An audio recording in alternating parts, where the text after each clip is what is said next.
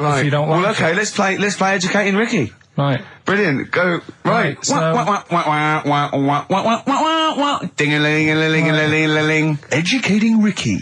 Right, what we going for then? Hanging the bacon, airy Chinese kid, alien gives man a beard. I think Alien gives man a beard. I'd like to do that. Right, there's this fella, I think it happened in America, and he saw a bright light in the sky. And Karl, if you're bored. and he stood there. This is a true story, is it? Yeah. He stood there, Yes, of course it isn't, Steve. and he saw this bright light, and it came closer and closer, and it was a UFO, right? Yep. And he looked at it, and it disappeared, right? And he gets back in his car, He looks in the mirror. and he looks in the mirror. Yep. He's only got a beard. He hasn't. You sure it wasn't someone else who got in the car and he was still standing out there? Right? What? And it turned out, Yeah. he got home and said to his wife or his girlfriend, it's a bit weird. So I just got out of the car to look at a bright light, and I got back in the car and I grew a beard, and she said, never mind your beard, where have you been for 3 days? And what had happened is... He passed out because he was pissed. No. The UFO had taken him for 3 days. Yeah. But he'd only thought that he'd only looked at it and it went away. Yeah. But what had happened is, he yeah. took him, and he grew a beard because he hasn't had a shave. Right, okay. I mean, was Will Smith or Tommy Lee Jones anything to do with this at all? Did you see this on a video maybe and thought it was an educational film? No, it's from a book that some kind person sent in to me. Here. Can I just ask again, just again, I'm just throwing this right back at you. Do you think there's any other possible answer here? Right? A man is absent for 3 days from home. He's grown a length beard. of time that it could take to grow a beard, lest we forget. What if he hadn't actually seen a bright light in the sky? What if he was lying? been What if drunk? he was lying? He got knocked unconscious. He'd had a car crash. Just any lying. number of other No, things. just lying. Or he was just lying. Yeah, he'd been on a bender, getting pissed for 3 Yeah, days and that with was his his mates. excuse to his wife. And they went, Dennis, what are you going to tell your wife? Well, wait a minute. Wait a minute. You're not going to believe I was out with you, lads. Just say you're only away for a minute. No, I wasn't away from it because of the beard. Oh yeah, look, it looks like you've been out for 3 days. Well, we have. That's Exactly. right. Okay, we've got to cover that then. Alien abduction. Great one. Okay, let's try that. Do you see? That's a little scenario there that could have been played out. So, when you say educating Ricky, what have I learnt from this? Never listen to you again. That's all I've learnt so far. Never listen to you. Yeah, we'll add a little bit more in here, right? To Well, spice this no. up. What do you mean? Add a little bit more. We'll add a bit more to this what I'm educating you about, Go on. right? There's only a law in America that says if you touch a UFO, you're going to get done. Now, why would they make a rule? I don't know that. Do you know, like, all their rules have a code? Karl, I genuinely do not know what you're talking about. Right. Do you know, like, how here they might have... Do you know I what? have no idea. Right. Okay. Do you know, like, over here... I'm listening to Capital and these headphones. I got Foxy on for yesterday. Right, let's bin that. No way, it's great. No, I want to hear about Airy Chinese Kid. let's play a tune. And Okay, let's come play a back tune, with come back with Chinese Kid, definitely. Some doors. Yeah, I Yeah. just thought I'd go back, take it back to the 60s. This is a tune that a friend of mine sent If me. you touch a UFO, you get done. Soul Kitchen from the Doors. Shambles today, this. David Bowie, Slow Burn. Yeah. Quite a Eno trilogy Yeah, feel not bad about at it. all, Lodger yeah. Is and it a sort new of tune? low type. Yeah. But yeah. Enjoyable. Now, okay. That's stressful, isn't it? I think we've got things working now. We've had people coming in and out, just shaking their head going, shouldn't have bought that desk. But it's all sorted now, I think. And, You notice how it took about 25 minutes for them to come down as well, though? Do you feel like we're maybe quite low in the pecking order in the building? Definitely. You know, it's like Capital First, Capital Gold. They can shoot off to other sort of pirate stations. Yeah. People's car radios, then they come back here. Oh, dear. Oh, I had a job at Richard Sounds. Yeah. Light fitting was buzzing. Now, but we've got, thanks for staying, listening. Right, okay, educating Ricky. What have we got? Airy Chinese Kid, go on. Right, yeah. This is the... I didn't want to do this. What do you mean you want to do it? Well, I wanted to give you three, and I gave you one. It was like the alien man gets a beard or whatever. Yeah, And- which was total rubbish, so this one should be better, maybe. Hairy Chinese kid. Right, well, we've talked about airy people in the past. True enough. Haven't we? Yeah. You know, the little kids who grew up in woods and hung around with wolves and that. Yeah, again, you're confusing it. Yeah, they're not. There were some people that were born very hirsute. They were not the people who were brought up with wolves. Yeah. You just put that together in your Homer Simpson type mind. Right, well, this is like a sort of close to that sort of story. But the weird thing is, right, Chinese people aren't that hairy as a nation. No, seriously, that's a well-known fact. They don't have that much body hair and stuff. Okay. So this little kid who was born over there, he was like covered in stuff. Was he? And it was only his nose that wasn't hairy. The rest of his body was caked in hair, right? And his hair sort of... What sort of hair was it? Was thick, it... thick hair. No, what I mean is, was it sort of like a pony's mane, so he just looked like an Ewok? You know what I mean? Just like hanging down sort of straight, dark hair. In the picture, it looked like it grows from his eyebrow. It grows from his eyebrows quite thick, and then it just goes all the way over his head. You don't think it was just really long eyebrows that he'd done a comb over? No, it was all over his body. It had a picture of like his back and that. Yeah. And Had he styled it? Had he styled it at all? Did he have it in a quiff or? no, it was just hanging everywhere. all over him. Yeah. And they were like, this is a bit weird happening in China, where we're not normally that hairy. That was the scientist speaking there. Yeah. And the local press and that were getting him down, calling him monkey boy and all this. Oh, And thinking Chinese press. but the doctor, Yeah. Oh. They're cruel, aren't they? the It's like those doctor, game shows. That's Japanese, isn't it? Yeah. That's what. Yeah. and the doctor said, I was Carl talking through all that time while we were just like talking to each other then. Because I turned round and I still saw he was talking. Go So on. anyway, the local press came in to see the hairy boy, the monkey yeah, boy. and they were like being tight, taking the mickey out of him, and the doctor said, Showing him nuts. he's only hairy. Said he's a healthy young kid. The only faults he's got is he's got a little bit of eczema and a boil. And he said everybody should just treat him the same, and I think he grew up a healthy kid. Yeah, so that's the That's the end of the story. That's not a story. why. But I've got nothing. I don't know what to say to that. So someone in China was born slightly hairier than the rest, and he was normal apart from eczema and a boil. That to me isn't a story. But if it is, I've got a million. I mean, it's sort of like bloke from Manchester went a bit bolder than the rest, got a job on radio. He was normal. I mean, that's not a story, is it? Do you know what I mean? Dandy Warhols and Bohemian Like You on XFM 104.9. I'm Ricky Gervais, with me Steve Merchant and Karl Pilkington. Karl, what's the story then? Right, so what did you say you're going for? You've got your 3 titles, your 3 teasers. Well, I think I'm going to go for Don't Do That to It. You know it can't live without an edge. I'm looking forward to this. Right. Right. So this is educating Ricky, for those who have just tuned in. Now, something that Ricky told me about when he was educating me was that a cockroach, if you cut its head off, it lives for a week. Yeah. Right? And the only reason it dies is because it can't take on water. Sure. It doesn't have a great time in that week, though, does it? No. I mean, it doesn't get much done, I don't imagine. It just needs water, and because it can't find any, like its eyes, it eventually dies. Yeah. Right? No. So what? No, it's not. That's not. It's Anyway. you can't drink. Anyway. So have you heard that one about worms? Okay. I have. Go on. If you cut a worm in half, Yeah. a lot of people have said in the past that it'll turn into 2 worms. Right. But that isn't actually true. Okay. Who said that? No, it used to be like, Kids at school they said it on, kids at school and stuff. Yeah.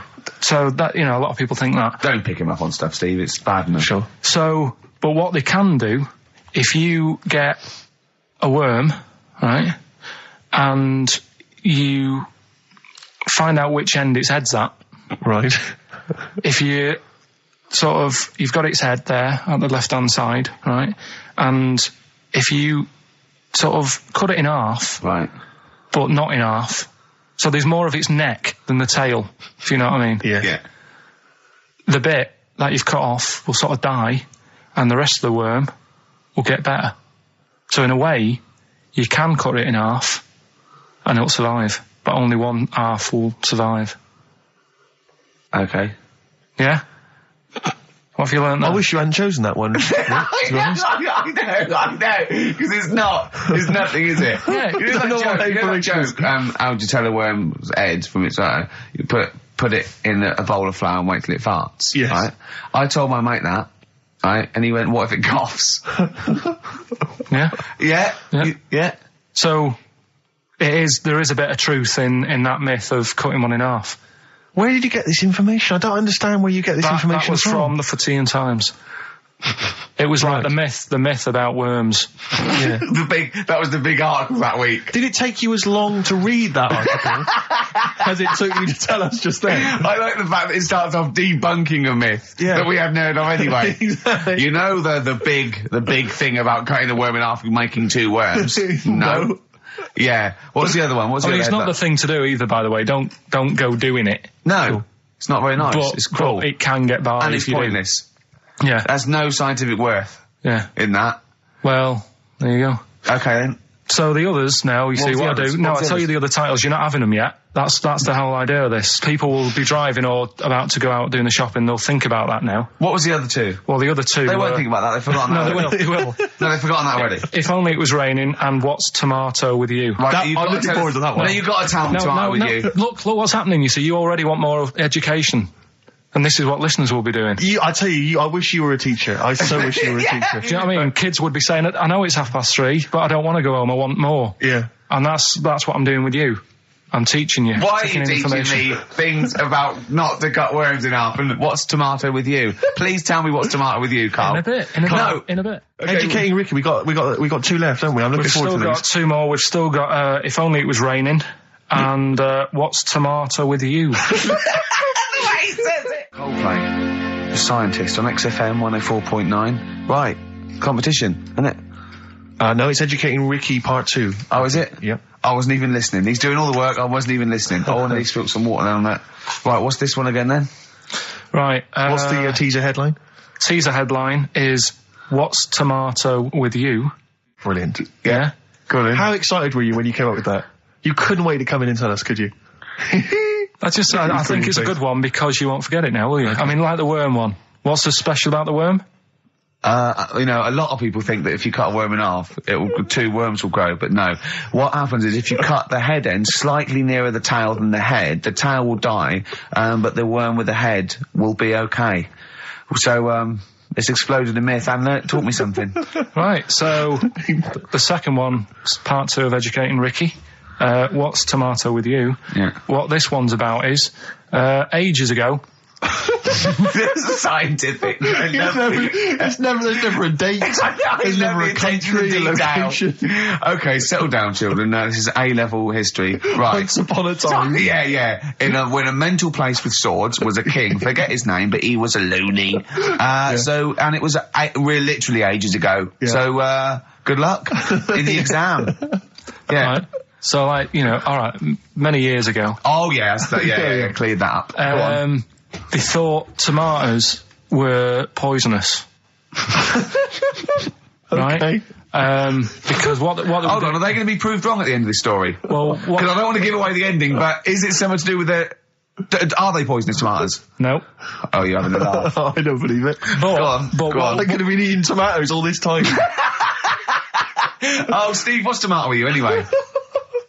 Okay, so hang on a minute. Let's just recap quickly. Many years ago, when people thought tomatoes were poisonous. Yeah. Go on, Well, they didn't know they were poisonous then because they were still eating them. But what was happening? But they're not poisonous. But hang on a minute. All right, and it's not. I'm just going to listen. I'm not even going to talk. I'm not going to take it anymore. If you remember, years ago they didn't have like pottery plates. They had lead plates. Right? What are you talking? Just let him talk. Sorry, what year is this? Let him talk. Come on. Plates made out of lead, and what they'd end up doing, they'd say, right, do you want a tomato? And they'd go, yeah, all right. And they'd put the tomato on the lead plate and cut it. And because of the acid in the tomato, right, it would sort of make the lead runny, and the lead would go into the tomato, and they'd say, oh, it's lovely this, and they'd be eating it.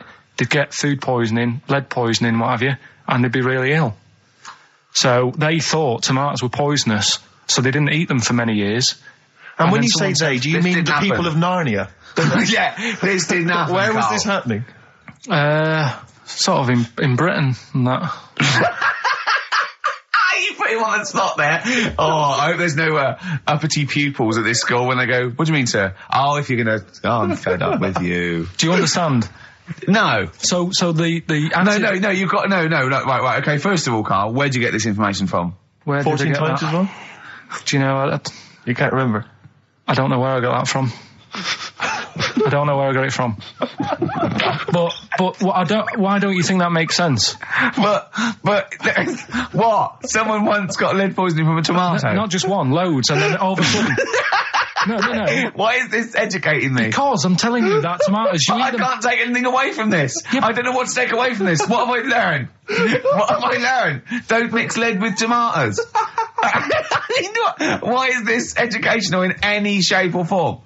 What are you telling me? A long time ago in the land of Glunk, right, where the ninnies did slib, right, they thought tomatoes were poisonous because they ate plates of lead. What are you talking about? Yeah, but we all know tomatoes aren't poisonous. Is that what we're taking from the story? Is that the moral of the story? Don't believe these people that I'd never heard of before.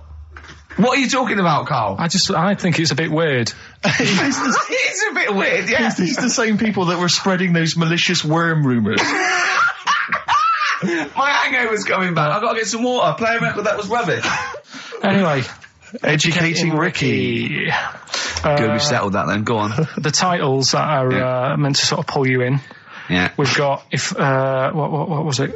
Stocking, Aitken and Waterman. Yeah. You've got It's Not His Fault. And Get a Load with This. Get a load of this. So, which pun do I pick first? I think I'll go for Get a Load with This. Get a lobe of this. Yeah, get a lobe of this, yeah. Well, that's a story about a girl who, she was deaf, right, for 4 years. And, it happened quite a bit back this. What year? Or was it, I think it was ages ago, was it? About, quite a bit back. She was deaf for about 4 years. Having an argument with her mum, it said, which I didn't quite understand. Because I don't know how they do that. Yeah. But she was having an argument, and a man pushed her against a wall, and she banged her head, and her hearing came back. Okay. Was she wearing a Walkman, and it fell out? And she'd realised, There's no explanation. There's no explanation? Well, why is that teaching me something then? So I knew you'd say this, right? So I thought, right, I'll stick something on it. Do you know that bees are deaf? No, you can't just, no. If you ask someone something they don't know the answer to, they don't tell you something else. Just, I'll tell you something else then. I can't answer that, I'll tell you something else. Imagine that, if you asked a teacher. Look, how do birds fly? Wow, if you're going to do that, tallest building is, I mean, what? Well... That was the equivalent, Karl, of running away when we asked you a question. Yeah, the intellectual equivalent of going, look over there, there's a monster. Yeah. Listen, what do you mean? What she... Okay, so... So her hearing There's no came back. explanation. There's no explanation. Or you don't know. Well, there isn't one, is there, really? It's a bit What, weird. But the only did thing the doctors not look into it? No, I think they just said, oh, that's good. So again, I don't... Where did this information go? Is that... If you read this on the net, is that all they put on There the was net? once a deaf woman who hit her head and she And her could hear. hearing came back. It was bizarre things about being deaf. Was there And- three, Yeah. was there I've sort got of- that book, yeah, it's a good book, that. Was there three Yeah. more pages you just couldn't be bothered to read off? Yeah. No, it was just a little bit. And it Was there a said- little picture, a cartoon picture? No pictures, I just And we read go, it. ow. Look, Ow, if I you don't can want to hear. know, if you don't want to learn, you know. Yeah. Okay, it's not his fault. Let me have It's Not His Fault. You got to save this. This has got to teach me something. It'll be an interesting story. Right, It's Not His Fault. This fella, Yeah. What year? Ages ago? Olden times? I'd say in the 70s. Okay. Would you? Any evidence for that? And, Does he wear flares in the story? Right. Is that your reason? no, it's a bit like Yuri Geller, this fella, right? Where yeah. he's electric. He's electric. And, if he walks past the telly would fizz. Uh-huh. If he walked past the radio, it all goes like that. Ooh. His hair stuck up all the time. And he'd be having a bath and everything would be all right. And then the power would sort of switch on in his body. And the electric in his body made him jump out of the bath. So... What do you mean, so? What is that so? What does that so mean? You've given us nothing. You've given us nothing. You'd have to at least give us the scientific explanation. Yeah. Electric eels have 400 volts in them. Oh, is this the running away again? What was that one called? Yeah, but but It's not his vault. But there's a reason not his fault. It's not his fault. I thought it was going to be something about I think we should do these the other way round. I think you should tell us the story and then we'll hear the pun. It's not his fault. It's not his fault. Right, let's leave it. Play a tune. Forget it. Educating Ricky. Finish. We're not doing it. No, we are. What are you going for? Oh, he can handle it, I think. Don't worry about him. He candle it. He candle it. Okay, let's hear this one. Right, are you familiar with the phrase burning the candle at both ends? Yeah. Do you know how it's come about? I know a man who does. I assumed that it was to get more light in the room. How would that work? Well, they'd put it sideways and light both wicks, so out of one candle they could get two. No, go on. No, what it is... it means you're doing too much, you're staying up too much, right. You're not getting enough sleep, and Well, years ago... Yeah. When they didn't have light bulbs and that. Oh yeah, what year is this? Literally ages ago, specifically. Yeah, quite a bit back. Mm-hmm. Okay. Didn't have light bulbs and that, so they used to have candles. When did the light bulb come in? Because I can't remember at the moment. Don't know. Okay, go on. So, yeah, so they've got a light bulb. You wouldn't know. You're a doctor. You're not a historian. Go on. And people who worked a lot of hours. Yeah. How many? Literally lots. They get up early in the morning because they have to be up early. Yeah. And it's dark outside, so they'd light the candle. Sure. And they'd wear it out a bit, and then they'd be getting in late as well. Yeah. And they'd be like, oh, it's dark. I'll have to light the candle again. And they're burning candle at both ends of the day. So that's where the saying comes from, burning the candle at both ends. So, all right, that's a little lesson. Yeah, lesson one. Okay. Can I have? No, you can't. You can't rush into them, Rick. You've got to. I've got to soak in that. You've got to soak that one in. Any questions for Karl off the back of that? What do you think?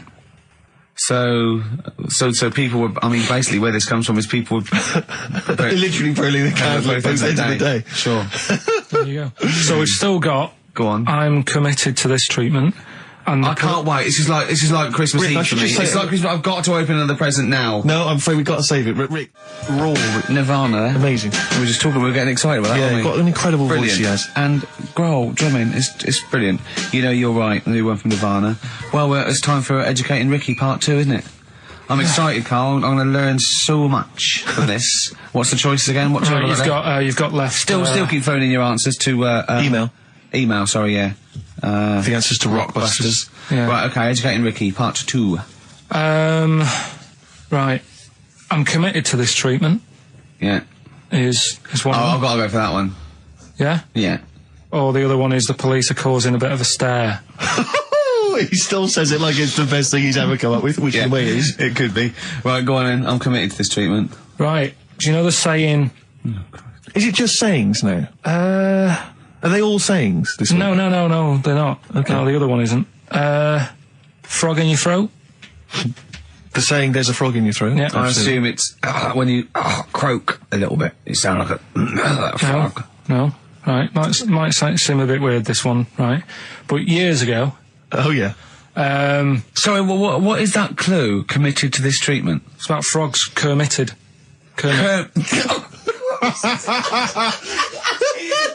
Probably works better with a K and an ER written down. Well, also, if you pronounced it committed, yeah, but not committed. Committed to this treatment! Right, go on then. That's genius. So, yeah. Well, what? You go to the doctors and you go with throat hurting a bit. Right. And what they did ages ago. Ages ago? What year was this approximately? We are going back quite a bit with this one. Oh, okay, go on. And the doctor would say... did history. Imagine years ago. Go on. And the doctor would say, right, keep your mouth open and I need to look at your tonsils. And the jaw would ache a bit because they weren't as quick back then because they didn't have the technology and stuff and they'd have to stare at it and study it and stuff. And they get an achy jaw, right? Keeping their mouth open. Yeah, you get, you eat a Mars bar or whatever. So they'd sat there and they used to always close their mouth and it used to annoy the doctor. Yeah. Right? Oh. So what they did, they used to get a toad, right, and put it in the mouth. Rubbish. Okay, keep talking. keep talking. And that way, they couldn't close the mouth because either they'd squash it, Right. or apparently you're not allowed to lick a toad's back. So the doctor would have them for breaking the law. No, but it's poisonous, right? A toad's back. You should never lick a toad's back. Or put it in your mouth, really. Oh, just stop for a second. Wait. What? Can I just ask one question? Go on, yeah, just go ask on. one question. I've got a few, but go on. Sure. My initial thought is, it sounds like a brilliant bit of sort of medical knowledge there. It's a great idea. Yeah. My only thought is, how does the doctor see past the toad? Yeah. Your tonsils? What's he actually looking at with the mouth open? Surely the toad is in the way. Hopping around in the way? It didn't say. Sorry, and my first question is, was this on the internet? Yeah. Yeah, okay. Karl, that is bollocks. That is, I mean... Well, alright then. Let's turn this round. Where does the saying, you got a frog in your throat come from? Probably because you sound a bit croaky. Probably that. Probably because you sound a little bit like a frog when you've got a sore throat.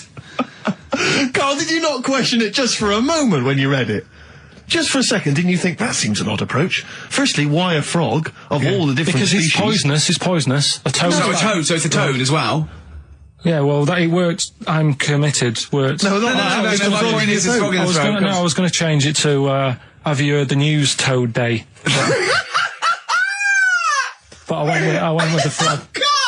Oh, God! Right, so that's think rubbish. about it. So that's rubbish. Next, can I have, Let's play a tune, let's come up with the God. last one. Can I just say... No, just play it. Yeah? Yo, Karl.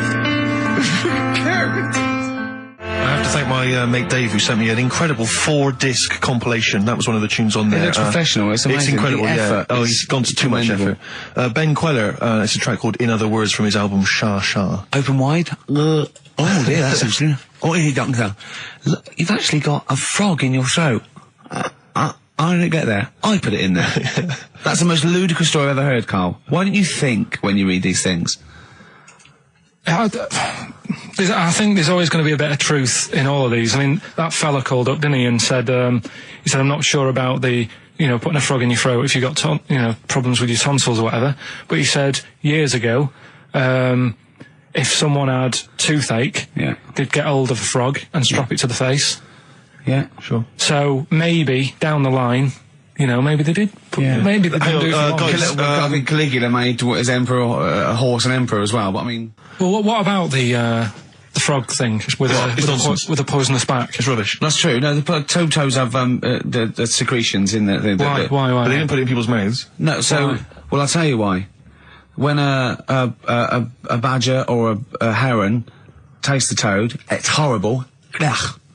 The toad might die, but it's for the good of the species, because then think how many toads looking like that a heron could eat in its lifetime. So the fact that one toad sacrificed itself, all those other toads in that heron's manner will be safe. Why? I mean, we've talked about animals a lot on the show, right? Yeah. And when God made a toad... Sure. Right, okay. Well, I'm going to stop you there. Stop away. Don't. Just let him carry on. Right. Okay. Like, there's annoying things out there, jellyfish is a big problem with me. I don't understand what they do in the sea and stuff. Right. Right, but we'll leave them. Got right? to problem for me, but go on. We won't talk about jellyfish. No. With the toad, right, if it's to protect itself... Yeah. Right, now it's not to protect itself, it's to protect its species. No, yeah, but that, surely, right, if the toad had a choice, if God said, right, what I'm going to do for you here, you can have something like a lobster's got claws, big claws, do have a fight. Or I can give you something that if someone's having a go at you, you've got to try and persuade them to lick you back as a defence. Yeah.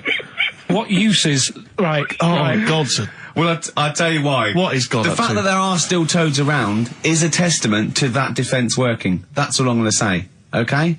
If the toad had died out, you'd have a point. But they're still around.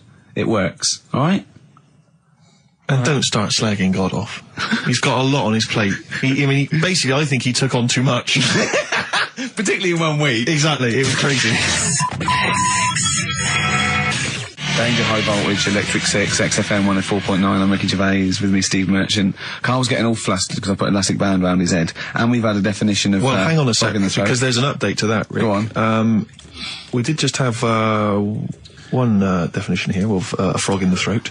Apparently this has come from some internet site, so who knows how convincing it is, but it says frog in the throat, meaning suffering from temporary hoarseness, needing to clear the throat. Origin from the Old English frogger, meaning hoarseness. That's from Chris. Now that sounds slightly suspect to me. Why? But frogger? I mean, it seems odd that it would derive from that when it so clearly appears to be you sound like a frog when you have a sore throat. Yeah, but the word frog could come from frogger, because it sounds like it's croaking. Wasn't Frogger a game you could play on the on the Spectrum? Spectrum, Great game. But listen, hang on, there's an update to that, because just to The common frog, of course, Rana temporara, that's the Latin name. Well, your toad is Buffo Buffo. You may be trying to show off, but I think you're about to embarrass yourself as well, because you've been slagging off young Karl. Yeah. It says here, another email, it doesn't tell us who it's from. Although it's hard to believe now, at one time, medieval physicians believed that the secretions of a frog could cure a cough if they were coated on the throat of the patient. Yeah. That in itself sounds repulsive, but what makes the idea even worse is the application of the secretions. Instead of painting the treatment on, something which may also have seemed rational, a live frog was placed into the mouth of the sufferer, where it remained until the physician decided that the treatment was complete. Right. Apparently Shakespeare's son-in-law, that's a question mark, I don't know what that means. Anyway, it's no wonder that today a froggy or croaky attempt at speech is said to be a frog in your throat. So, you can see that what's happened there is Karl's misread or been slightly misinformed about a medieval practice. In a sense, you're both winners, just for taking part. I'll bacon in the morning if you're sick of having me. Right, I'm having that one. That's brilliant. Right, well, it's a saying. Do you know cold shoulder? Giving someone the cold shoulder? Yeah. All right, if you have someone round at your house and, you know, you try to get rid of them and they're hanging around and stuff and you're like, oh, I wish they'd go, I'm tired and that. Well, years ago... when? Literally years ago. Well, ages ago.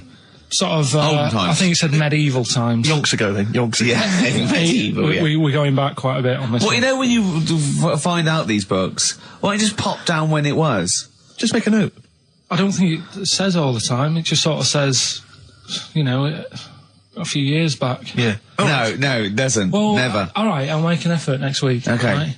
So, it's annoying that, because my girlfriend said to me, just make a note of the time, they'll stop having a go at you. Yeah. Yeah? And I kind of thought, it's all right. Didn't listen. I don't think it matters anyway in this one. We're looking at the saying, right? So Yeah. it's giving someone a cold shoulder, right? And what it is, right? Ages ago, there wasn't enough houses for people. Right. Because there wasn't much money being made. You know, there weren't big businesses. People weren't earning good money like they are now. So there wasn't as many houses, right?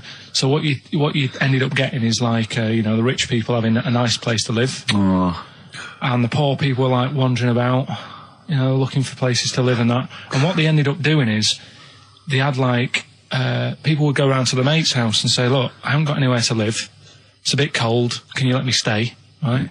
So they'd go, oh, all right, then you can stay a couple of days. But they ended up staying for like weeks. Yeah. Right?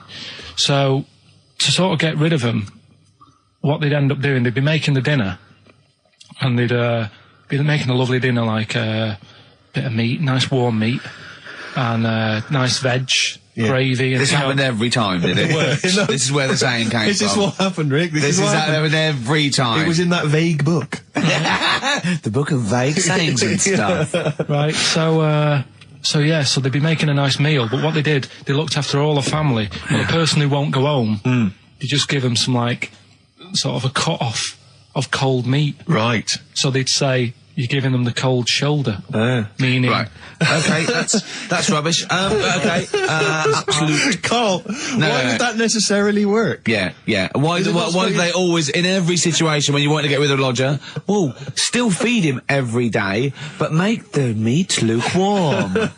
So they always leave then. Yeah. Oh, this food's lukewarm. I'm going to become homeless and they again, go, wandering the hold streets. on, are you giving me the cold shoulder? Yes. Do you want me to leave? Yes. Just say leaving. No, I like to do it cryptically. That way, in years to come, someone will have a little saying about it.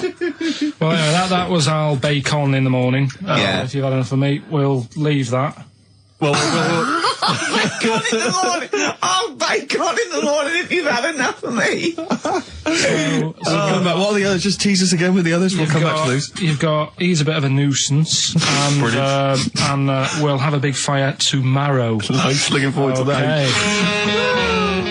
Right then, so we've got, we'll have a big fire tomorrow. Yeah, go on. Is that the one you want? Let's go for it. Right. I think this was like round the 1700s. Bluffing. And Just bluffing. Who was the king then? Don't know. Go on. But it's about the word bonfire, right? Bonfire. Bonfire. Yeah. Do you know where it comes from? No, go on. No. Right, what happened is it's got nothing to do with Guy Fawkes and that, which is what I thought when I saw it. It's got nothing to do with that. But ages ago, at 1700s, right, they didn't have enough houses, like I mentioned. Okay. Yeah. So if that happens, you get people living on the streets. You get diseases, people aren't cleaning properly. So you get more deaths. All right? Yeah. So think about it. You've got all these dead bodies lying around. They're running out of space because there's like, I don't know why they're running out of space, but they haven't got much. I don't know why really. I was going to say they should have just buried them, but there's probably more land back then than now. Think about it. He doesn't need anyone else in the room to have a dialogue with himself. Yeah, we could leave and we'd come back and he'd go, I've sorted it. Yeah. But anyway, for some reason, They presumably, if it's going to be they burnt them, it's presumably to do that it also kills the parasite or whatever's carrying the parasite on them, as opposed to burying them and not killing the disease. Well, yeah. So there you go, you've worked it out. They piled them up and they turned it into a celebration because there was a lot of fed up people at that time. Is this going to be the word bon, meaning good? No, I'll tell you in a minute. Go on. So you've got all these people who are like going around and like, oh, you know, so-and-so died the other day. And, you know, nearly every week someone they knew was dying. So you can imagine like just constant like being depressed. So, and they've got all these bodies lying everywhere. It's like, oh, God, what are we going to do? So they said, we're all too fed up at the moment. Said, let's make this a better world. This was 1701 by the time they got together. Yeah. So they said, what we need to do is have a big party. So they said, yeah. Good thinking. See what you're thinking. So they go, right, well, we'll put all the bodies in a big pile. And they're all diseased and that, so they set fire to the bodies. And they said, let's have this as a celebration to remember them by. And, you know, we'll have a drink and that and have a chat. We'll have this big fire going. And it came from bone fire. Ah, right. So it was all the bones. Bonfire is bone fire. Yeah. Excellent. Yeah? That's interesting. So that's how it came about. Yeah, in the 1700s. Yeah. That was? No, probably. Okay. I reckon it was 1600. Probably earlier. I reckon it was the plague. I reckon it came from. But interesting stuff. Interesting Yeah, so stuff. that's... Did you celebrate Bonfire Night? Is that a big celebration for you? Do you like the fireworks? I'm sick of fireworks. I just think they're rubbish. I'm not impressed. I've never been impressed by fireworks. Even as a kid, you know, you have to go to like sort of community kind of gatherings with a bonfire and fireworks, and some local vicar or whatever would come out and... But I also think the adults think the kids love it, and if they just got together and said, should we go this year? They'd all go, no. Yeah, absolutely. Let's not go this year. What would be better is if the vicar had wheeled out like a massive rocket, climbed in, gone last one to the moon is a bender, and then fired himself off. Now that, I'd pay to see. That's a firework display I'd like to see. As it is, it's just rubbish. Oh dear. Yeah. That's excellent. Carl? Yeah, I'm not keen. No. Sorry, what clue was that? We'll have a big fire tomorrow. Bone marrow. Bone marrow. Genius. Let's play the record. Oh, God! Hippopotamus news. Right, well, this one, it's... I'm not going to take the credit here. I heard Christian talking about this on breakfast, right? Because it's a good story that happened. Basically, I don't know if I told you about it last week when we were having our spaghetti. But, No, I think you did. Right, I know what it is. I know what this is. Okay, I've not heard this. Right, there's a little midget. Right, there's a circus. I'm loving it already. Circus going on somewhere. I think it was in America. And is that present day or old times? I'm talking like in the last 3 weeks. Okay. Right, little midget. Circus, really packed out show. People are loving it.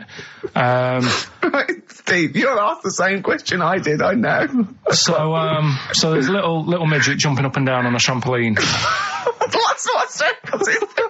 Right. I pay good money to see it. So everyone's clapping, and he's getting carried away. Because he can't believe they're loving it. I didn't know they'd like a little person on a trampoline, but they love me. But you know what it's like when, if there's a crowd of people sort of encouraging you to sort of go higher and stuff. Yeah. And I'm sure he knew it was getting out of hand. But he was jumping and he was coming down the road going higher, and he's going really high in the air, right? So he's doing this, crowd are clapping. There's a hippo, right, just sat next to the trampoline, getting ready to come on and do his act. Oh, right, I thought he was in the audience. That's it. Getting ready to do his act, Steve. Yeah. So he's a ventriloquist. What do you mean he's sitting by the trampoline waiting to do his act? Because why does he sit in the dressing room and they go, 5 minutes, Mr. Muss, 5 minutes, Mr. Muss. So anyway, right, so the hippo's there. He's getting annoyed, is he? Because the midget's He's going, how can I follow this? This is really annoying. They're going to be, no. So he's thinking, he's already done the trampoline, my pogo stick act is never going to work. Yeah, go on. So there's a hippo waiting. See, it's a great story, and I just know he embellishes it or it gets slightly wrong. Go on.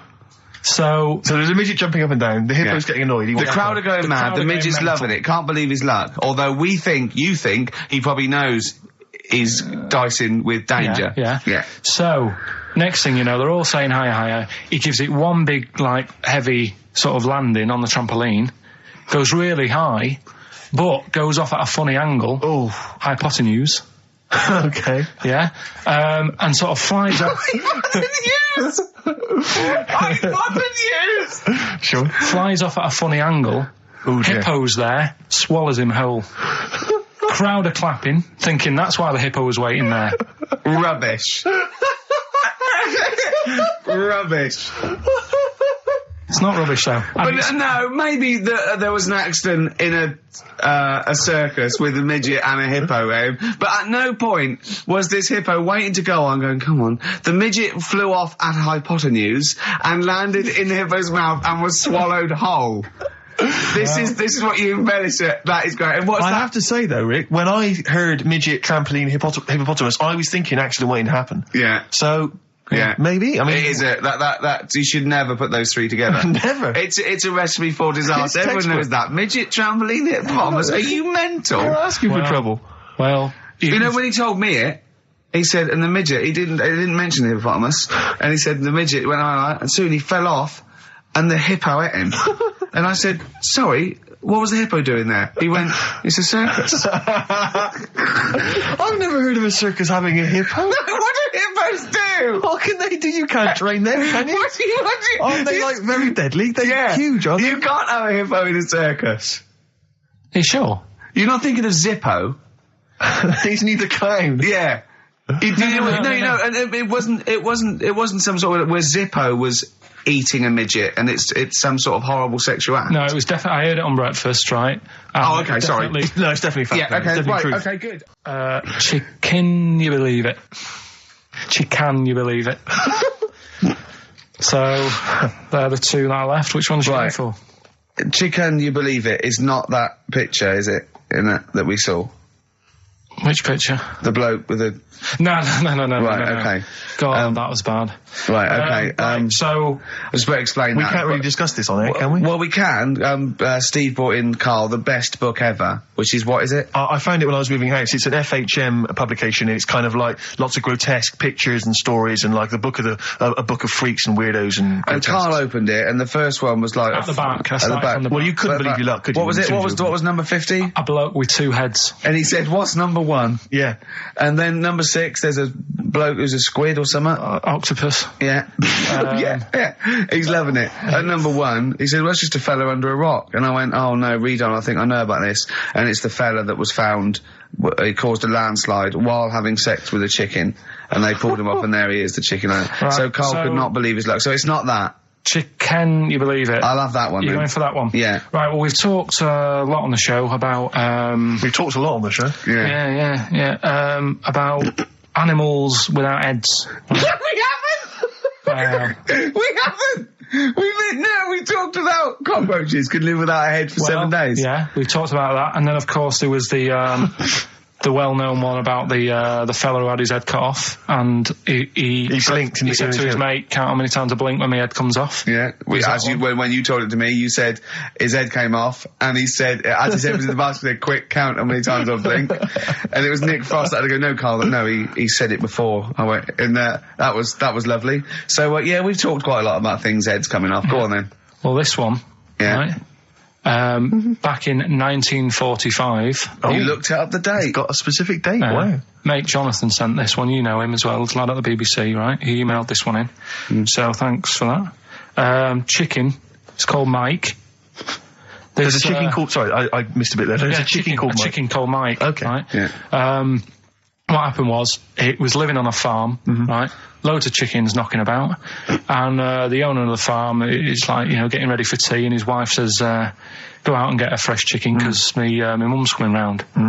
So he thinks, well, I want to get a good one in, because I want to impress her. Cause back then, even then, they wanted to impress the mother-in-law and that. So they said, all right, I'll just nip out and get one. So he sees Mike, chicken, running around. Is this during the war or after the war? 1945, I'd say that was after. No, it ended in 1945. Yeah, okay. September, go on. Yeah. So, chicken's running about, he thinks that one, that looks alright, I'll have that one. Mikey. So he picks it up, and he cuts his head off. Oh. Puts it on the block, cuts his head off, runs about a bit, like they do.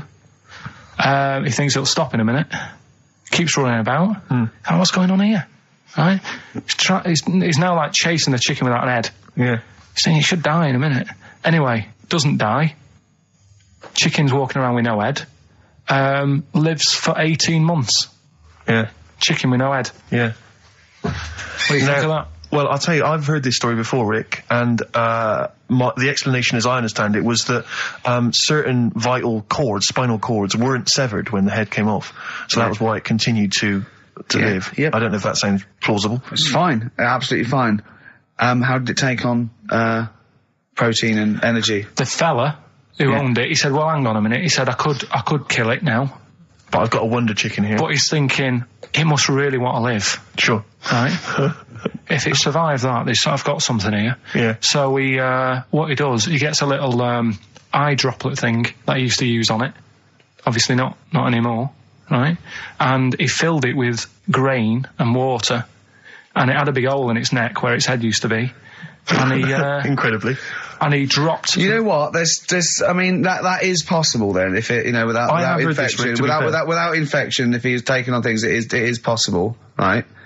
Why? Why what? Why did he do it? How cruel is that? I mean, it's not cruel, because the chicken obviously... He said if he thought it was a bit fed up, he would have killed it. He said, but it was running around quite happy. Well, it wasn't fed up at all, because it had no brain. Well... What do you mean, wow? I'm just saying it was nothing. It was just sinew and nerves and electrical impulses breaking down energies, right? That's all it was. It didn't have a brain. So it was, but I'm worried about the psychology of keeping a pet without a head. I'm worried more about what the farmer was thinking than the chicken. I tell you this, the question I'm asking is, was the mother-in-law impressed? I mean, that's why he's out. That's why he's out to shot Mike's head off. This is lovely, but it's just the head where you don't kill a chicken like that all at once. I thought we were having chicken for dinner. Come and look at this, running around the yard. Yeah. Oh dear. So, there you go. You've learned something there. Yeah, I have learned something. Yeah. Yeah. So. One more. I've learned that farmer was very strange indeed. Yeah. There you go. I have to say, to be fair to Karl, I have a feeling like when I read it, the reason he kept it alive was as a novelty. He got charged people to come and see the incredible headless chicken called Mike. Right. So, here we are. That's great. I'm gonna have to thump you. Yeah. Do you know the saying, shut your face? Yeah, I've heard the well-known Shakespeare, innit? Yeah. Do you know how it came about? No, Joe Dolce. Go on. It's ages ago. Oh yeah, literally. Like knights who wore armour. Okay. That's armour gonna have to thump you. That's how it came about. Okay, armour. They wore all the stuff and they had the helmet, and say if they're guarding something at night. Stood outside a castle or something, and there's probably going to be two of them, right? So they stood there talking and that, and talking about stuff, And The future. Sort of, medieval stuff. one of them was like, "Oh, we should shut up. You know, I've been stood here for hours," and he's going on and on. Yeah, sure. So he'd say, "Shut your face," meaning, shut the guard down on your helmet. The visor. And I can't hear you then. Uh-huh. So shut your face. Shut your face. And that's Okay. that's how it came about. Well, I suppose that's... It would be interesting if I could just rely on it. As I'm not sure it's true. I yeah. know, I just never know. I can... It needs to be corroborated. It's like, I don't know where he got it from, but anything via Karl is precarious. Yeah, I mean, I feel like maybe you should give us your sources next time. You know, tell us where you got I'll this tell you. information from. Got it off the internet. Yeah, but where on the internet? I can't remember where that one was. I mean, I always go through like the news pages and stuff, and I This news should be updated because they've only reached the 17th century, which was last week with people eating tomatoes off lead but then plates. I look at, Go on, right, okay. like, what are you having? What are they again? Is the tip included? Yeah, go on, that one. Right. In Turkey, Nice. it's not, actually. That's where I went, and there was them little fellas after Suzanne in the kitchen. What? What do you mean? We went to Turkey. You went to And, Turkey and there were some little fellas. Well, they had quite a few sort of midgets working in the kitchen. Why? Is it a theme? No, Was it a it's theme just- holiday? I don't know. Might get them cheaper or something. Was it... So they You were get them working, cheaper? They were working in the kitchen, and one of them fancied Suzanne and kept sort of eyeing her up, and she was winding me up saying, "Oh, Not eyeing up and down, just eyeing her up. fancy." Anyway, no. So What anyway, was she doing in the kitchen? no, it's like a pick what you want to eat type buffet, but you have people clearing the tables and that ready for you to come along, Are they low tables? and you know, he was just keeping an eye on her. What did he say though? Was How he? did he What make was this he? Was he? clear? It was Turkish, so I don't know what he was saying. But he was. He was. Little fella, yeah, Did he talk What do you to her? mean a little fella? What do you mean little fella? sort of dwarf-like. What do you mean dwarf like? He had magic powers or he was 4 foot? No, What do you just mean, A Karl? little bloke, just like a normal bloke, but small. If you stood him in the desert, you wouldn't know. But he'd be hot and nothing says, right, Karl. You should watch out for the monkeys. Yeah, underground. There's underground monkeys Look, are look, you can't just say there was a little midget fella who was eyeing up my girlfriend and then leave it. What do you mean? What was happening? This is a story to us. This is much more interesting to us than, and she was deaf, right, and she hit her head. That's much more I don't interesting. understand how it manifested itself. Did he come over and say something? No, do you know when it's like girls know, don't they? When someone fancies them. What do you mean there was lots of them as well? Do then? they? That's worth knowing. Listen, right, go on, right. So you went to this holiday, yeah? Yeah, wasn't And you that went good? into the downstairs room or something? Yeah, downstairs. And in you the looked dining over- You thought, this is odd, there's no one serving. Yeah, and they go, Wait a oh, minute. hold on, you looked down and there was a little waiter. room. There was loads of them running around busy. Why, though? Why did Because they it get was the... summer. What do you mean? Because it was There was loads of summer. them. They had more of them They on. come out in summer. They come out in summer. What do you mean they had more... What do you mean? Because it's busy, isn't it? Well, no, but they Summer. hibernate in the Why winter. were they all midgets? I don't know, maybe it doesn't heat stunt your growth or something. No! Well, they just happened to, maybe it was a thing that they did for tourists or something, I don't know. I just got on with my meal, it was a holiday, do you know what I mean?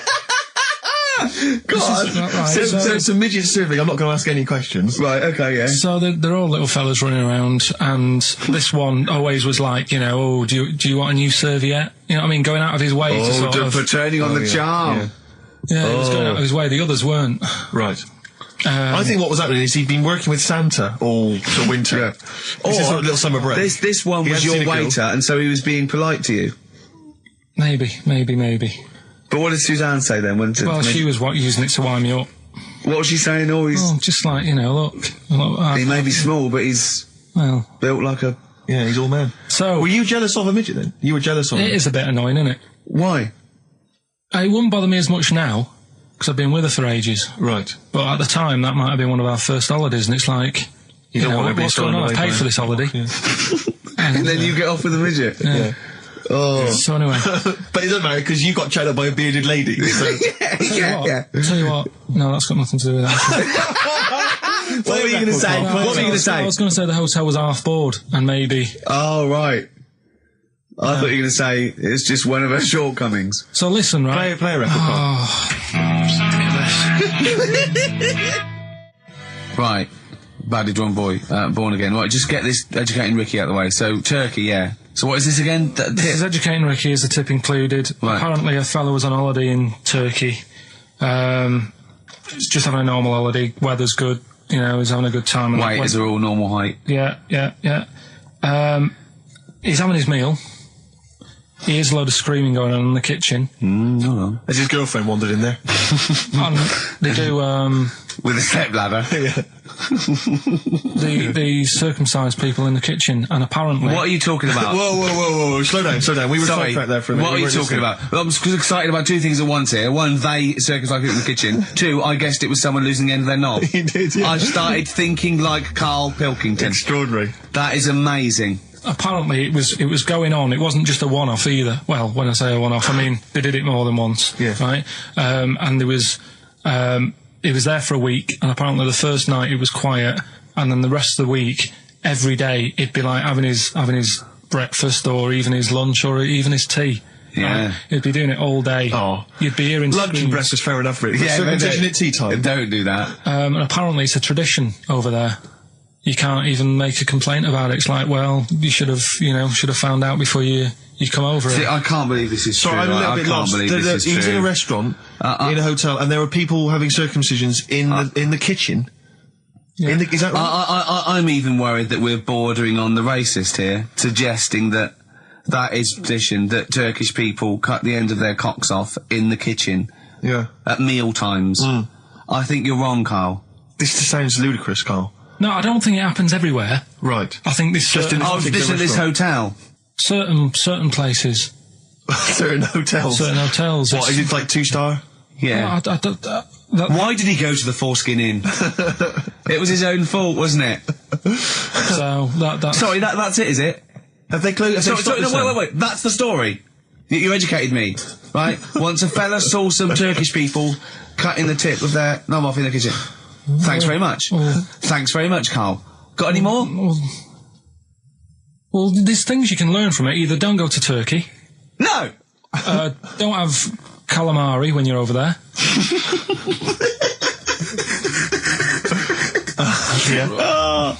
Karl, you've done it again. Well, You too. I love that one. On XFM 104.9. I'm Ricky Gervais, Steve Merchant, Karl. Okay, Karl, one more. can't we just... Don't get the ump, just because so far you've come up with nothing. What's the last one? Give us the teaser clue It again. was, I want to come here in hindsight. I wouldn't have come here in hindsight. Yeah. Right, give me some education. This will be the thing that teaches me something. I can feel it in my bones. Come on. There's a kid in Kenya. He was messing about with some beans. Magic. We guessed that as well. You did, yeah. He's fed up because we've guessed his puns, I think. He put one of them in his ear. Yeah. The mum or the dad said, oh, what have you done that for, or whatever. Yeah. So I'll have to take you to the doctors now. So they took the kid to the doctors, and the doctor said, he said, I can get that out, I can sort that out for you. So he took it out, and the doctor said, right, that's £3.50. And the dad said, I've only got £2.70 on me. And the doctor said, right, well, and he put the bean back in his kid's ear.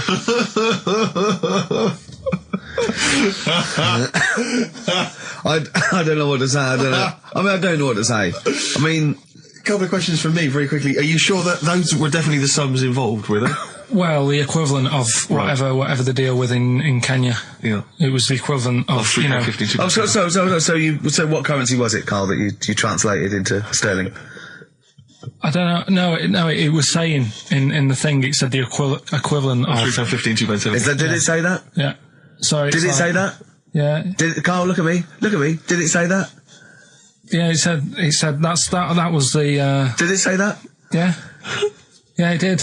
It definitely said that. Definitely. Yeah. So... Oasis, live forever on XFM 104.9. Right, we're in the swing of things. It's mine and Steve's favourite bit of the whole show. This is what we do this show for now. Educating Ricky. Yeah. Go for it, Karl. You said that learning can't be fun. Yeah. Yeah. Okay, I'll go for the one. What's the one about the butcher going down the butcher shop? You've got get your kit on, we're off down the butcher's. Yeah. You going for that one? Yeah. Well, do you know the saying, don't let the cat out of the bag? Yeah. Do you know what it means? Yeah, well, don't give away a secret. Right. Well, do you know how it came about? No. No. Well, Ages ago. Before, like... Ages ago. 17th century? Yeah, before, like... Yeah, 17's good. Yeah. Before, like, you know, proper butchers and Dewhursts and supermarkets and that, you used to get these blokes who sold meat. Right. Butchers, they were called then, I think. Yeah, but the difference was they didn't stay in the same place, they moved about. Right, so they'd turn up on a street corner, and he'd have, like, loads of carrier bags of, like... Carrier bags? Yeah, with meat in and that, and people would Plastic be like, carrier bags. Yeah, with mobile butcher on them. Yeah. Right, so... and an email address. Yeah, go on. People went, right, yeah, I need some meat, right, so they'd go up to this bloke and say, what have you got? And he'd say, well, I've got a you know, you can have a bag full of pig, or you can have whatever, a bag full of chicken, whatever. Yeah. And they'd go, yeah, how much? They go, oh, you know, call it a fiver, whatever. Yeah. And they'd buy them, and to make more money, they didn't always fill the bag with what they said was in it. Oh, and yeah, I thought that might be the case. Right? Yeah. So what they used to do... Did they ever put cats in there? Yeah. But I don't see what... Okay, so sometimes they would put a cat in the bag and pretend it was chicken or whatever else. Yeah, so... But why was a cat any cheaper than a chicken? Because cats are wandering around the streets, aren't they? Chickens aren't. So they'd get a chicken, they'd put a chicken on the top so that when they look in it, they'd go, yeah, that's all right. Got a bag full of chicken. They'd get home to make the dinner, and they'd be like, what are we having tonight? And they'd go, well, you'll never guess. And they'd have, like, you know, well, you can have a chicken leg, and, you know... But it would be a cat. Yeah. They'd have to defrost a pizza. Yeah. Did they mind that they were eating cat then, in those days? He didn't say. He just was saying about the saying, don't let the cat out of the bag. It's like, you know, if they see that, they're going to go mad. Well, so it was the people that were doing this, it was the dodgy butchers that coined this phrase. Were they saying to each other, don't let the cat out the bag? I.e., what I mean by that, Jack, is don't let them see the cat. Yeah. What we've stuffed in there. Yeah. Dodgy butcher, there's another phrase, isn't it? Yeah. So that's the first one.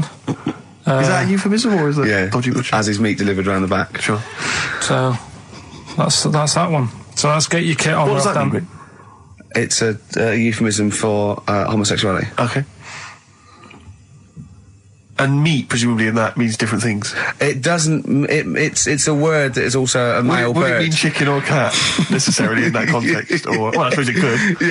Yeah. Carl's look at him. Carl looks at you like a cat. Yeah. Whenever we leave him behind, if we don't talk like straight at him and let him see our lips moving, and it's, you know, monosyllabic and very easy to understand. Look, he's lost in that conversation there. He just drifted off, didn't you, Carl? No, I just was also thinking on animals and that, something else was going to use. Go on. Alright, that's Aqualung. Good time's gonna come, innit? Right, Carl, come on in, educating Ricky. So, don't let the cat out of the bag, that's where that comes from. Comes from a crafty butcher. 104.9 XFM. You alright? This is Karl, producer of Ricky Gervais and Steve Merchant. They're not about today. Ricky's on holiday. Steve couldn't be bothered. So I'm left here with all the DATs. That's a digital audio tape of all the shows they've done since they've been here over the last, I don't know, year and a half or something. So we'll play you some of the best bits. All right, so here's the first bit. Exactly. Karl you had to go to one of those well clinics, didn't you? No, I haven't gone. Why? Because I'm not happy with it. What? I'm not happy with the whole... Well, it's just... Do people know what them places are? We'll give you a whole... Have you heard of them? Yeah, I've had one, yeah. They check everything. Which, you know, Suzanne, my girlfriend, was like, you know, you're 30 odd now. When was the last time you went to the doctors? And I haven't been for ages because I don't... No, I never go. Doctors. I never go. Unless I think I'm honestly going to die there. I'm in agony. They can always find something. Jane made me go to one of those well things, those boot things where they do that. It's, a couple £100 and they give you a complete head to toe, don't they? But head to bottom is what it is. They do the old finger up the arse thing. Now, what is that testing for? Well, I like that he said it quietly, because he's on the radio. You can't say arse. Yeah. I say it quietly. Say it quietly. Yeah. Arse. Yeah, arse. That's what our mistake was, because we got a complaint upheld, didn't we, for saying... And I'm talking about a male chicken here, which is a cock, as you know. Yeah, and we said that word, right? So if we'd have gone, cock, we'd have probably gotten away with it. You can get away with murder If you just, if you just whisper it very So go on then, yeah, so... I'm not going because I'm not having that done. I don't understand what they're going to find up there. That's Your head? no. But why can't we just? I mean, it's the heart that I worry about the most. Do you mean that in a kind of romantic sense? No, I mean like if They'd you have to have a long finger, wouldn't they, to check that out? They go, it's something wrong with your left ventricle. Yeah. Now, this thing about the doctors, they hold your testicles and they make you cough. Yeah, they don't hold the testicles anymore. They just put it sort of like by the side of them. And what's that testing for? I don't know. I think it's something to do with if you got something wrong with your diaphragm or something like that. You can't do it when they press there. I don't know. It shows them something. So it's not doctors having a quick feel. Right. So you can't. Well, that's good because do you remember when Karl said he's going to die of cancer? And I said why? He said I don't check my balls. I said why? He said I don't like the feel. So they feel it for you. They feel them for you, and you can just relax, shut your eyes, and think of England. But don't mess with them. What do you mean? You can do more damage messing about with them. Just leave them. And there's two anyway. You can afford to lose one. Yeah, I don't think that's the point. I think the point is it sort of spreads, doesn't it? You've got to check the... I mean, I'm not saying, if don't do it, because they spend a lot of money saying to people, have a quick feel if you've got the time, what have you. But I don't worry about it. Leave it alone. Why, out of interest, why do doctors stick fingers up your arse? Check the prostate.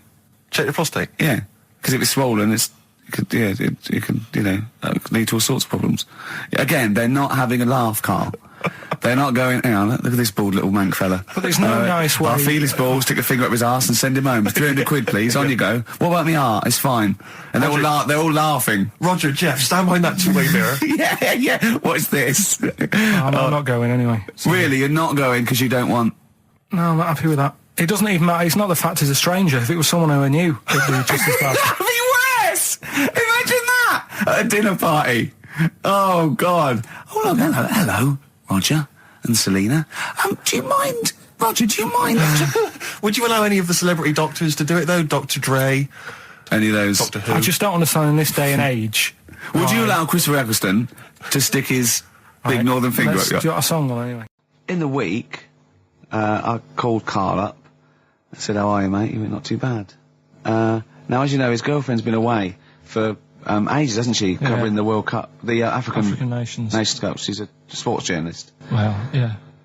All right. Okay. I love the fact you're thinking, what does that mean? Like, well, she's not much of a journalist, Rick, to be honest. I've read some of her stuff. No, but she's not on air. She does stuff, Yeah. Behind the scenes. Yeah. Sure. A lot of journalists do. You always want to make clear that you're not going out with Kate Adie. That's what you want to make clear, isn't it? Yeah. Now, so she'd seen none of the meteoric rise of Karl as a broadcaster. She's been away for the whole time a since you've sort of raconteur, become... a wit, Yeah. a cult figure, to be honest. And he hadn't told her this, so apparently he went home and she was sitting there, looking a bit grumpy. He went, all right, so yeah. She went, should we go out then? She went, I'm not sure I want to go out with an idiot. Right? Oh, no! Yeah. And she went, Loch Ness Monster. Why don't you just think, of course the Loch Ness Monster lives in Loch Ness. And she was giving a bit of a hard time. And she went, that's why he said, that's why I didn't tell her. I didn't tell her really. Same thing happened when I was at school and I had to play drums in Little Donkey. I didn't tell my parents, right? But my dad turned up anyway. And what happened? He, How old were you, Karl? Well, it was the school that I used to go to. Oh, yeah. Like, Oh, yeah. So You went, well, you used to go to the school you used to go to? No, but what I mean is, on. I didn't go to secondary, did I? Sort of missed a lot of that. Sure. But primary, I liked. Oh, it was okay. all colouring in and stuff. Yep. And it was a Christmas play, and I managed to get a part in it. And, Did you audition? got a part in it, and I should have been playing the drums to the one about Kings. We Three Kings. Yeah. Yep. I was meant to be doing that, but Little Donkey came on, and it was one of the. What do you mean came on? That was like next up on the next song. Right. And it's one of them songs that you can't help sort of Tapping along to. Yeah.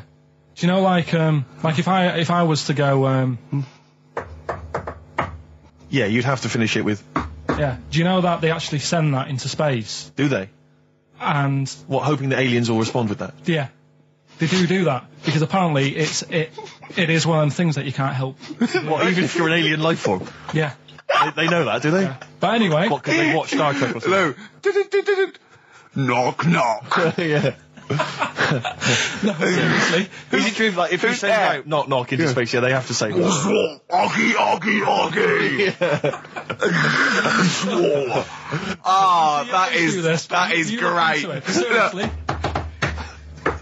Oh, hold on, what's something out there? What's a little green fellow? That is great. Yeah, so anyway, That is Little Donkey is like one of them tunes that you can't, and I was there and I had the drumstick and I thought, oh god. The drumstick! I could feel myself, and anyway, Just wanting to do it, yeah. I started going along and playing Little Donkey, which I wasn't meant to do, but it went down such a storm. What, were there people like parents and that dozing off, and then suddenly they heard your version of Little Donkey, they thought, wait a minute, now it's really picking up. What do you mean? I'm glad we paid £1.50 for this. What do you mean it went down such a storm? I'm going, hold on, was it like when People have Ringo... lighters in the air. You know, like when Ringo joined the Beatles, now Yeah. going, boo, Pete Best, but he went... Yeah, And I went, whoa! Oh, No, God. but the teacher just said, oh, it went down really well, you can do that again tonight, Right. when you're in it again. But anyway, so my dad was there, and... And you hadn't told him about this performance, so No, I he never just did. turned up I off never his own did. back. I never took the letters home and stuff to No. show my mum and dad because it just put me off. So anyway, he turned up. Don't know why. He must have heard from someone else's dad. Yeah. He turned up and he swore about me, which Did he? I don't. Could you What- use do you think a word it's allowed that's... to be said? The word, Of course it is. right? If you got a kid in the car or anything, you can turn it down now. can't you? Yeah. Right? But he said. There was a guy stood next to him with a camera, big video camera, filming it. And he said, yeah, film it, but try and avoid getting the twat in the hat in the shot. Because I had one of those porters, you know, the little round pork pie hats on. Right. This is so sad. What, was this a nativity play? It was about Jesus and stuff. Yeah, well, there was a porter there helping him with his bags. Of course there was, I forgot. I mean, yeah. Mary and What, Joseph, managing the they got stable? there. Yeah, because it was the hope, you know, because the inn was full. Yeah. But I think the porter doubled up with the inn and the stable. Right, that was nice. So of he, him. yeah, He yeah, carry bags over, yeah. yeah, no, so yeah. You're right, though. I don't know why I was wearing one of them. But I was. And, And your father said that, and how did you know your father said that? Did you he told hear me it? about it later. Oh, he told you about it later? Yeah, I was talking about stuff I'd done at school, and he said, oh, God, remember that, and I spoke to him the other day about it. Right. And, yeah. Oh, God. it's a shame. So that was the end of your sort of drumming career, really? Because it could have been, I mean, you know, the audience loved it the night before. Yeah. You could have, like, been, who knows, a whole new world for you. Yeah, Have that you is, done any stuff? I've never drummed. I wish I had, man. I wish I had. but, that is, That's a movie story, but... is that, and that's why you don't tell, your mum and dad don't know you on the radio, do they they? think when they were down the other weekend, they had to come in. I just said, "Oh, just go in and press the buttons." Because they could listen on Sky Digital, couldn't they? They could do. But you wouldn't want that, would you? I don't want that. No. Play a Carl- record, and I want to talk to you again a little bit about this later. Yeah. I mean, I'm a little bit concerned Yeah. about your toilet discussion. What exactly is your point again? I was just a bit bemused. You see, it's a tricky one. All I'm saying is, right, there I was at the pub quiz. I go to the toilet, not thinking about anything. I try to go, right? There's a little gay fella next to me. I love this little gay fella. Now, the weird thing is, there's nothing stopping him having a little glance, right? Because he's allowed in the fella's toilet. Yeah. Now, I'm not allowed to go into the woman's toilet and have a little look round. Right. So all I'm saying is, should they have another toilet area? What, for gay people? Yeah. And so this would be gay men and lesbians? Is that going to complicate things? Well, I mean, I can only assume. I mean, to what point? I'll ask you a question, right? If you're intimidated, that's a shame. But you know, most gay men aren't looking at your knob. You know that. What do you mean? I can only say that 99.9% of gay men who use a urinal standing next to what they assume is a heterosexual man aren't looking at his knob. And what they're doing then? They're emptying their bladder. No, but the thing is, I can't talk politics for Carl. you're saying like, you know, about would you have one toilet for lesbian women and gay fellas, right? Well, does that mean? Would it be mixed? Would it just be? Well, would it have a man on one? That's heterosexual man. A little picture of a woman on the other, and then what? What would the little icon be? A man and a woman? A man and a woman. Just having a chat? Yeah. In pink and Doc But Martens. you couldn't mix them because then what would happen is you'd get people who are going, oh, I'll play up to this a bit. What, pretend to be gay? And yeah, you know, sort of grow a moustache and shave their head. And pretend to be a lesbian. Right. Yeah. So, I see. So, you know, people pretending to be gay so they could go in and have a look at the lesbians. Yeah. Right. So that would mean that we need 4 cubicles now, would we? Yeah, no, this is fine. 4 cubicles. So every pub How now... many toilets do we need at the Every moment? pub's now got 4 toilets. Oh, Karl, bisexuals. Yeah. Now, interesting. Bisexuals. How many toilets do we need now? Call the council. Do you use any? Huh? No. No, because they're interested in everything, aren't they? Because the little bisexual fellow will be looking at your knob. Right, with them, Yeah. what you do, you just have a door, you open it, and there's one urinal there, so you can't get a queue.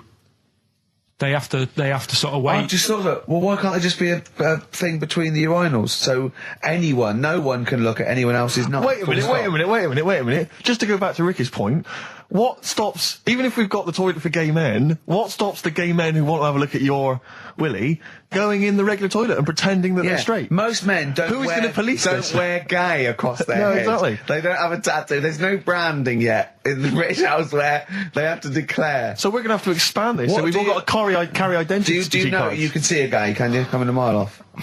No? No, I'll just hold it in next time. No. Can you tell gay men? Do you know a gay man? I'd say probably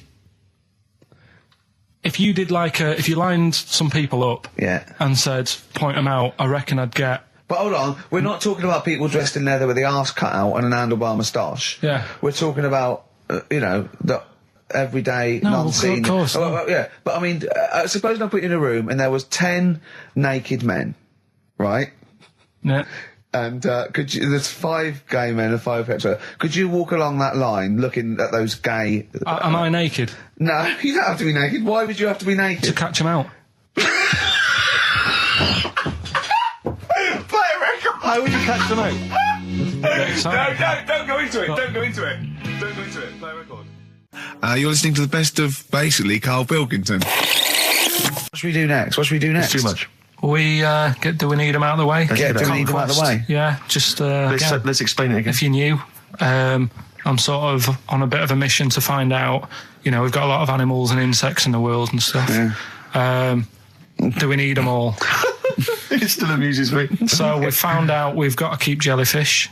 We've done octopus. She said we've got to keep them. This week, snails. Do we need them?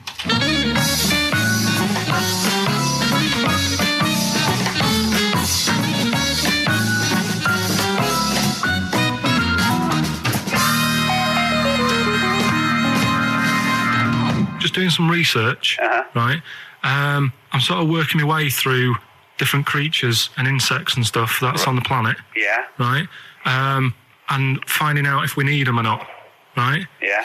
Do you know much about snails? Well, sea snails, Well, yeah.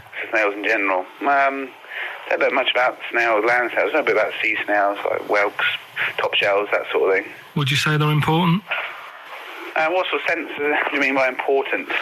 Say if we had to sort of get rid of some animals and insects and that because we're running out of room. Right. Do you know what I mean? Because I'll tell you what I know about some snails. I don't know if this applies to sea snails as well. I mean, I called you today because a lot of other places are shut. Yeah. Right? So, I know they like to eat stamps, apparently. The glue on stamps. They love it, right? Right.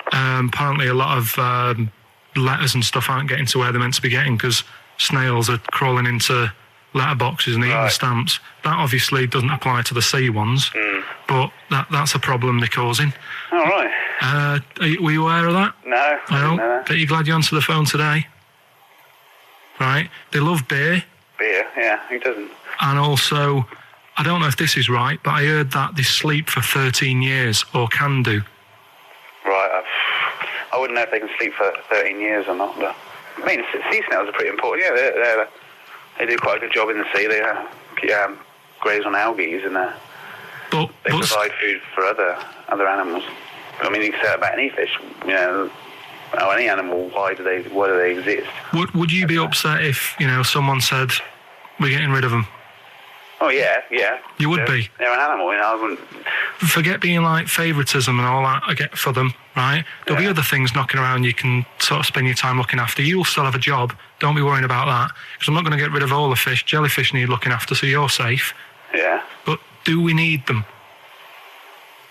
Come on, there's loads of people saying, come on, we've got to move on through the animals, and you're holding them up saying, well, I want to keep them. Well, who's saying we need to... That just sounds a bit crazy to me. Just imagine. Do you know what I mean? And they would come to you because you're working in an aquarium, so they'd be asking for your advice. Right. And you're slowing it down. Well, they asked my advice and I'm giving it to them, so, you know, that's what I think anyway. Yeah, but snails, you know, I mean, like I say, they drink beer and that, you know. What did they do apart from some food for a whelk?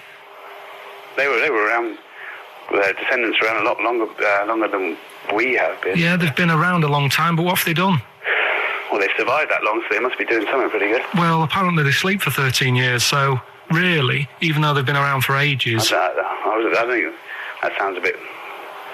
I don't think they sleep for 13 years. Not all of them, just the tired ones.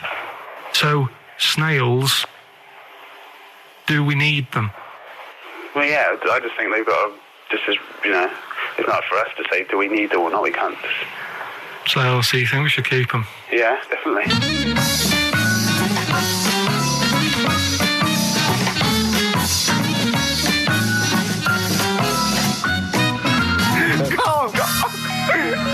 Carl, I'm proud of you. That was getting really quite annoyed. I know. What did he think he was doing? What? I don't know what you tell these people. I mean, you don't get their permission to play this out, do you? You just don't tell them. The thing is, right, I sort of told him what it was about, but we won't say who he is or where he works, because it doesn't matter. I just needed to speak to someone who knows.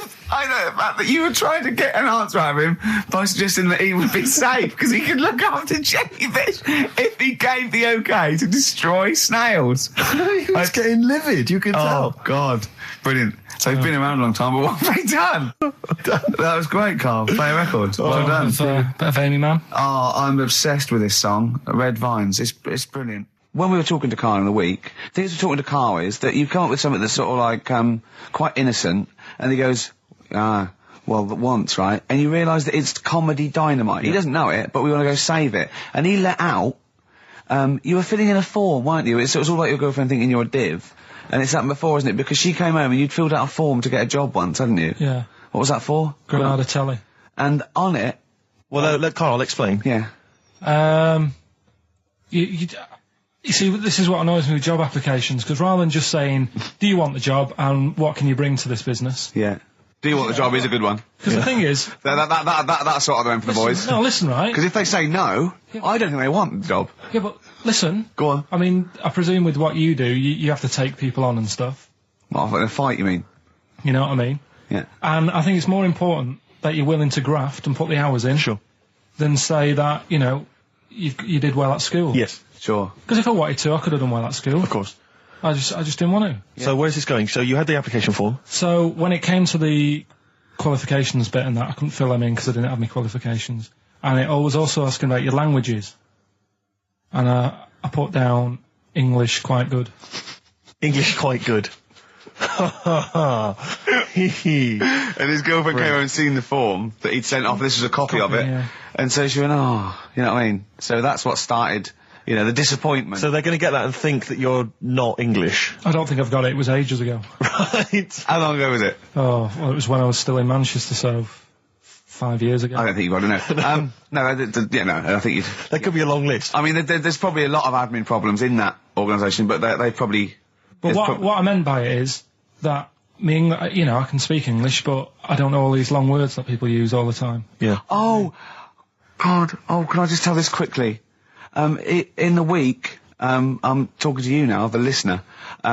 Usually I don't. Yeah. Karl said, about embarrassing him on air and that, and he's worried about his education, and he was worried about not knowing long words. Like, we come up with any long words. And he said, no, I was scared, you were going to ask me something about, someone, and he's a Eastern European leader. His surname is Milosevic. And Karl said, so I learnt it this week, and learnt it so you can't catch me out in case you're out. I said, what? And he said, he thought about it, and he went, Flobodan Milosevic. Got the surname right though, didn't he? So what's his name? Right? What's his name? That's how Bill and Ben would address this leader. How would they have said it? Flobodan Milosevic. What's his name? Slobodan Yeah. Milosevic. Yeah. Well done. Look at Gervais with me, Steve and Karl. Karl, why have you got a headache? You got a headache? Just a bit stressful because the moves on this week. Oh, you're moving house? Oh, by the way, the XFM listeners came round to my house and bought the futon and table. Did they? Were they happy with it? Quite normal. They were well happy. Yeah. Couldn't believe the luck with it. What do you mean quite normal? What do you mean quite normal? Well, it's always a bit scared, isn't it, getting people round. I imagine they were scared. No. And were they excited to see you? Could they? I mean, they were, could you tell that they were pretty pleased to see you? No, I don't think so. I mean, You're but- Karl Pilkington. Yeah, but the fellas sort of, they brought the whole family round, which was a bit odd. Well, it's not often they get the chance to visit a living creek. Anyway, no, they were nice. And you're moving now, yeah? He said he phoned me up today. It was absolutely tipping it down. Right? He had to cycle in, right? Because he said, because of the move, he doesn't want to leave his bike round there. Right? And he said, and Suzanne, I can't say this in case he's listening, can I?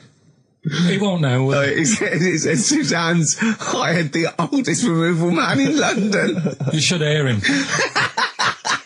And the thing is, right, we booked him because everyone else happened to be booked out, but this fella's free, right? So he called up this morning. I've never spoke to him, but he was on the phone. He sounded about 90. Yeah. Carl thinks that he's going to have to do all the work. And the thing is, right, Cheap. it seems He to be already cheap. wanted some Werther originals. Yeah. Right, listen, it seemed to be cheap because it's £50 an hour. But how long is it going to take him?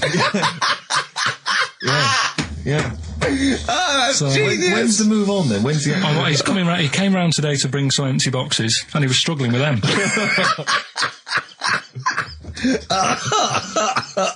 So it actually happens on Wednesday. Oh, God. Anyway, so Rick, I noticed that you were laughing and almost had a heart attack. Doesn't bode well for the boxing match, does it? Cough at the moment, haven't I? I've had my Lemsip. Oh, that was great. That was very, very funny. What a indeed. wonderful clip that was. I enjoyed Do you it. remember that? Yeah. Wow.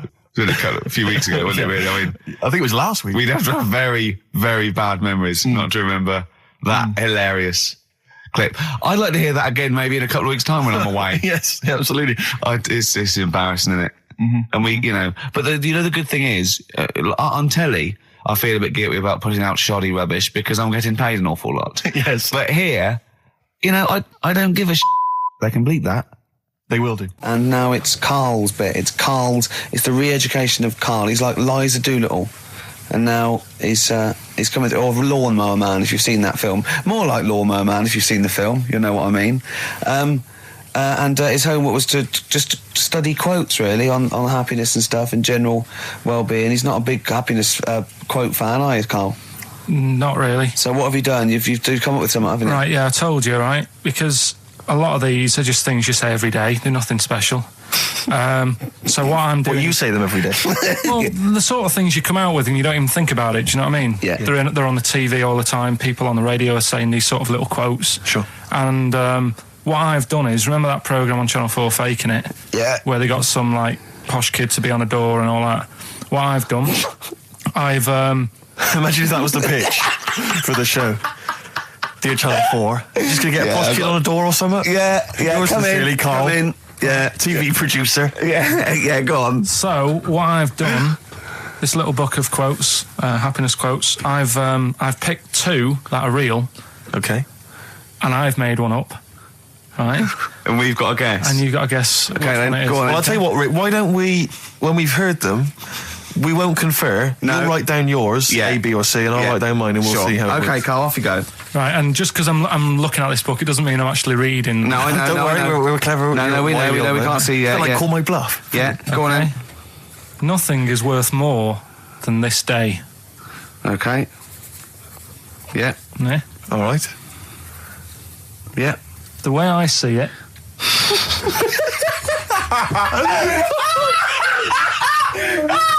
Oh God! My head's gonna burst. No, hang on. My head's gonna burst. No, Hang on. this might not be Carl's. Oh, it might not be. How do you know I haven't tweaked them a little bit? Yeah, good Okay, point. fair Good enough. point. No, good point. The way I see it, if you want the rainbow, you got to put up with the rain. Yeah. Okay. All right. All right, yeah. Okay. Hang on. It's not, yeah. Come on. Cat food. Cat food, come on. It stinks a bit, but if you don't put up with the smell, the little kitten will die. Steve, I don't know what to say.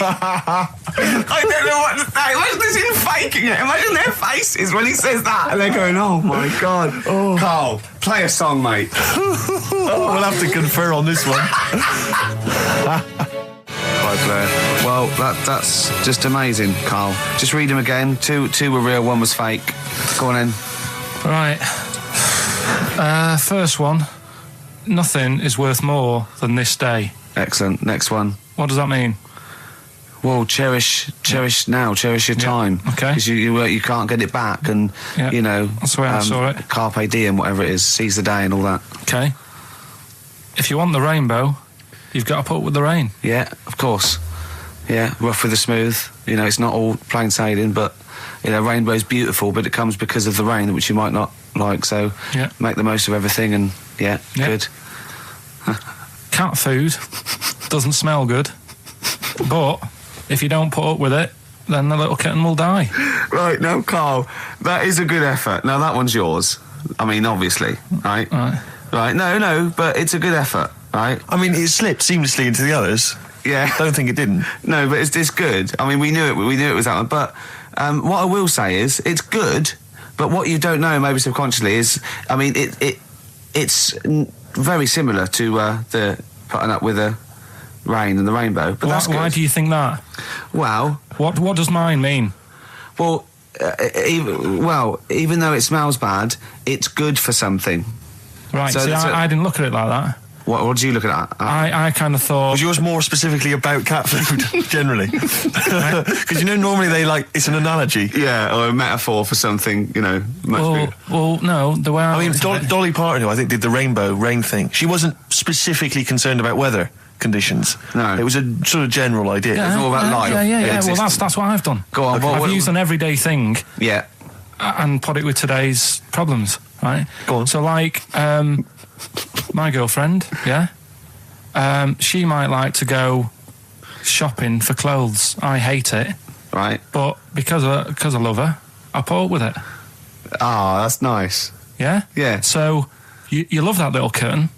You can't stand the smell of the stuff you got to feed it, but because you love it, you go, well, you know, I'll put up with this just for a few minutes, and then I can, like, squeeze its head later and give it a little... Sorry. Squeeze its little head. Yeah, well, that's just the thing that I do with cats. Put it in a bag and drown it in a lake. I can feed it and then I can throw it against the wall. exactly. So you didn't see it like that, did you? No, that's very good. So it's about love, is it? It's about putting up with the bad things Yeah. for something you love. Yeah. Well, that's nice. But that's very Carl, good. you seem now to be convinced and rather smug that you've tricked us and that you've fooled us and that we didn't understand it. Well, I say that's your fault, not ours. No, it's not though. I mean, look, that man in Forrest Gump, he was a bit of a nutter. And he came up with the life as a box of chocolates thing. Yeah. Now, if that was in this book, you say, oh yeah, brilliant, you know, good bit of work. But if he was sat here doing the show with you, Yeah. you'd be taking the mickey out of him. Sometimes I feel he is. No, but Carl, I could. In fact, if people are out there, we're too lazy. Could you write down everything Carl's ever said? Because I think we could publish that. Yeah. He said one today. He saw my salamander. It's not a euphemism. He saw my salamander, and it's just sitting there in the tank. Your exotic pet. Yeah, and he's worried about there not being a lid on. And he said, I went, what are we worried about? He said, wow. He said it sits there for 24 hours a day, obviously planning to get out. Well, he's got nothing else on its mind, and it's, the daft thing is, he has actually got the lid ripped up a little bit. And he'll be looking up there, and it's going to get out. But what's the worst that could happen? What's Carl? it thinking? What do you think it's thinking, this salamander? It's got its eye on the DVD player. I can have Ian be down the market.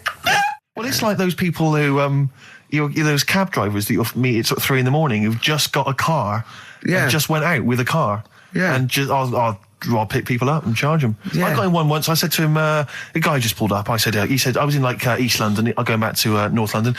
I said, going to Swiss Cottage. He went, sure, hop in. We set off. He went, do you know the way? I said, well, not really, no. I thought you'd know the way. You're in a cabbie. And he went, no, don't really know the way there. I said, have you got an A to Z? He went, no. I thought, well, if you're going to go out just on the, just winging it as a cab driver, two things, take a map and a torch. He didn't have either. He said, well, I'll probably get to Camden. I said, right, I'll direct you from there. Drove on for about 5 minutes, making conversation. About 5 minutes later, he went, do you know the way to Camden? I thought you knew the way to Camden. I don't really know the way. I thought I did. Oh. It was lewd. Let me out. £4. Exactly. And that's, I don't know who's got that sort of time on their hands that they just think it's 3 a.m. I'm at a loose end. I think I'll go out doing a bit of cabbing. Wow. Yeah. Because your dad was a cabbie, wasn't it? Yeah, he was, yeah. Couldn't stand it, but it's good money. He was he wasn't like a chancer though. What was he doing when he put that little Forrest Gump in a weedy bin? That was part of the cab company thing. They had to do like a charity event once a year, and he did it one year. Never asked him again. Tell us the story again. I'd rather not, because we got a few sort of complaints about it. Why? Why did you get complaints about it? Because he put a kid in a bin, and it's not the thing to do. So, but we could use it as a sort of sobering lesson for people. Yeah, tell it like a you shouldn't do it. Nah, but that's how I did it last time. But people still didn't like it. All the stuff I tell you, we don't take the mickey out of people on purpose. No. It's real life, isn't it? And that goes on in life. Yeah. My dad was saying that in hospital, though. Do you know I was in hospital? Yeah. He did some jokes about old people and that. And he said, at the end of the day, if something makes you laugh, it's funny. And if it makes you laugh, you can't help laughing, can you? Do you know what I mean? So, what are you meant to do? And laughing's good for you.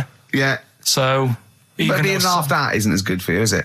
No, but there's probably more people laughing at one person. So if you balance it out, there's only one person who's upset and there's a bunch of people laughing. So it's genius. Give me an example of that. Give me an example. Well, for instance, Karl Pilkington as he talks and the people listening. Yeah. No, give me an example of I can't because again, that's what I'm saying. I can't tell you the story because there might be someone out there who. This person might even be listening and think, I forgot about that and you brought it all back to me. So I'd prefer to leave it, but I think people know... Why did he put him in the bin in the first place? Because he was getting out of hand. What was he doing, though? You see, I can't explain. You can, don't be silly. I prefer to leave it, honestly. What was he doing? Was he annoying him? He was annoying my dad and the other people in the cab. Right. And he thought, how can I deal with this before it gets too out of hand? Yeah. He pulled over and put the lad in a wheelie bin. I'm going to burst. So we'll leave that. I remember I was on I don't know if this is all right to talk about. I mean, it happened, so, not worrying about it. It's all right to talk about. Everything's all right to talk about. But I was on the train, right? Coming from Manchester back to London, right? Yeah. And got on it. It was like a Friday night, and it was heaving, like the last train is and all that, and absolutely chocker. Right? Yeah. So I'm walking through the carriages, thinking, is he in his seats anyway? Anyway, everyone's like, it's heaving, right? It's people stood up in the doorways. You can't get in the toilet and all that. There's not going to be any chair knocking about. So walking through, and anyway, I see this one empty chair sort of in front of me, right? Think, why ain't anyone sat there, right? I'll just rush to that, get myself a seat, plonk myself down, right? And sort of turn round, see who I'm facing, see who you're sort of having a chat with. Little fella there, right? Little, Down syndrome kid, right? Sat there, and he goes, all right. And I thought, right, not bad, but do you know what I mean? They're always talking, aren't they? You ask a lot of questions. Right, so I was like, here we go, 2.5 hours. And I couldn't get up because the thing is, that's obvious. Sure. Right? So that's like mean. I'd never want to be mean, do you know what I mean? No. At the end of the day. So anyway, I think, I'll go to sleep. Clever. Right, so I shut my eyes and he leaves me alone and all that. So then my phone goes and I think, right, what do? Do I ignore it? Or do I open my eyes and see what it is? Anyway, I open my eyes, it's Ricky calling about something. About nothing, probably, actually, thinking about it. It wasn't even worth answering, right? So anyway, but I'm awake now, aren't I? So he's like, hello? And I'm like, all right, mate. And he says, you're muscly. Right. Oh, God! And I said, yeah. And he goes, why? So I said, no, just am. It's, again, stressing me out, because I was thinking, why am I muscly? I don't go to the gym. And, I'm not muscly, I'm in good shape and that. Well. So then he wants an arm wrestle. On a crammed train from Manchester, so I've got another hour and a half of this. When you talk back, he'd soon have got up and left. If you'd have started asking him questions, he'd have got up and left with the drivel you come out with. So anyway, do you know when you're under pressure, you're thinking, well, he's said that I'm muscly, right, so do I do it or not? What? And there's people watching, not joining in, not sort of having a laugh and that with me, just like watching but pretending they're not. Oh, and I'm God. at one of those table seats, and he kept saying, come on, I want to arm wrestle. So, and he was getting loud, and I thought, I best just have an arm wrestle. What do you mean? What do you mean? I best just have an arm wrestle. Well, what do you mean? Get it over and done with. I had to. If he's going to keep asking, I had another hour and a half on the train. Oh, God. So anyway. Oh, my God. I'm thinking who won. Well, I'm thinking, were people putting bets on? How was it working? It was stopped, and just as well, really. What do you mean it was stopped? So violent was it getting? No. He was winning. I was struggling a bit, right? Yeah. And he was really taking my arm down. And then he sort of let go and started laughing. And I thought, thank God he let go, because I would have made. You know what I mean? If I lost that, everyone's in the train looking, and all the rest of it. I never felt it suddenly serious to him. He's got to win this. Anyway. Pilkington. But then he just, then we were chatting about favourite food and that. He likes sausages. And I said, he said, do you like sausages? I said, yeah, they're all right. I like a bit of Chinese and that as well. And he was saying, I can't have Chinese. Not allowed Chinese. Why? Don't know. He just said, it's not allowed to have it. But yeah, I had a good long chat about stuff and that. But So you enjoyed it in the end? in the end, it was all right. Yeah, it's just. What do you expect? Okay. No, but it's that thing, isn't it? It's whenever you're faced with something different, it's always awkward, isn't it? And that's the thing. You talking about him now, or you? And I think I did all right, because everyone else was ignoring him. But I probably made his day pretty good. Yeah. We were a nice bloke. I like the idea that newlywed couple are probably thinking that's going to be a similar journey down to Cornwall.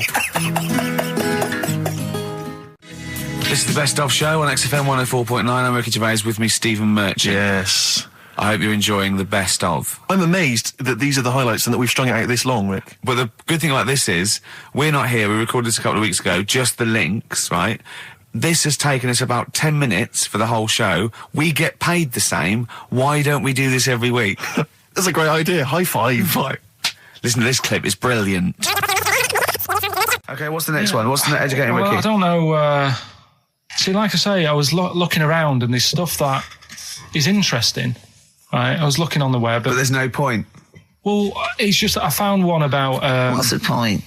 About a lad who 8 years old, Yeah. but he's still breastfed. Now, I don't know if you can get anything out of that. Is that what his mum said? So,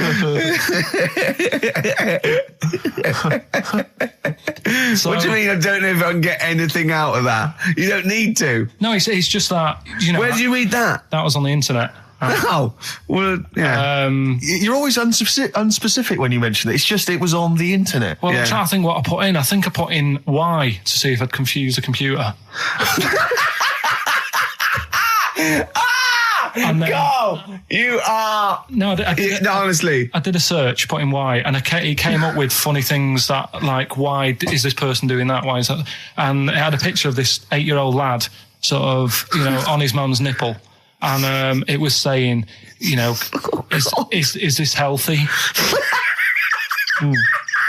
You sure that wasn't asking you that question? What? I put in why? Just confused the computer. Like, the computer go, what do you mean? Yeah. Stop it. Yeah. Oh, look, yeah. Last week, I was walking home with him, and I went, he was saying something stupid, and I went, I've got a competition for next week. Let's do a phone-in, and it's called Karl Pilkington, Genius or Fool. Yeah. Right? And he went, no. I went, why not? He went, well, it'd be confusing, because they say there's no difference between genius and being a fool. We do though, don't we? No, Who says that's that? but it's rubbish. And people say there's a fine line between madness and genius, and you know it's a ridiculous soundbite. They don't say there's a fine line between a genius and an idiot. Well, the people who do are idiots. Yeah. So what would you do there though? Just to sort of wrap that little thing up, what would you do? That lad loves his mum's milk. What are you asking me to come up with? No, I'm A just title for the story? No. It's What? just what would you do? Right. What do you mean? What would I do? Well, it's causing a bit of a problem in the area, right? What area? In America, I think it was. Oh, America are a problem, are they? George Bush is worried about this kid who's breastfeeding at 8. Imagine it like this, right? Right. No, so, Carl, what are you asking me about this spurious story you saw on the I internet? saw on the internet, there's Yeah. an 8-year-old lad, he likes his mum's milk, Yeah. and it's saying, is this right? Should it No, be it's going not. on? But what What do you want Ricky to do about it? It's not his responsibility. yeah. No, but the little town that he lives in, they're all causing an uproar, right? Going, this isn't right. You know, No. I can't let my kid play out in case he's in the garden with his mum getting a bit hungry, right? So, God. what should they do? Because his mum's saying, well, he likes it. Yeah. And he, you know, what do you do? I don't know the laws. No, but I'm not asking you to sort out the laws. I'm just saying, if you lived in that neighbourhood, what Yeah. would you say? If you went up to him and said, look, everyone's getting a bit fed up with this, look. I'd say, what would I do? What do you mean, what would I do? what are you asking me? Right, it doesn't matter. No. What are you asking me? What are you asking me and Steve and the I'm public? just saying, say if you live next door to this woman, Yeah. right? The kid's hungry, 8 years old, he's out playing on his bike and he goes, Mum, I'm getting a bit peckish. And he goes, all right, son. She whops one out. And he starts having his milk, right? You live next door, you're putting your washing out and you see this going on. You're getting a bit sick of it because it's gone on for months. 8 years, I assume. Why is it your business? Why because it got me. are you such a nosy neighbour that you're concerned? What would you do, Carl? Let's turn it back on him. Yeah. What would you do? What's your solution? What would you do?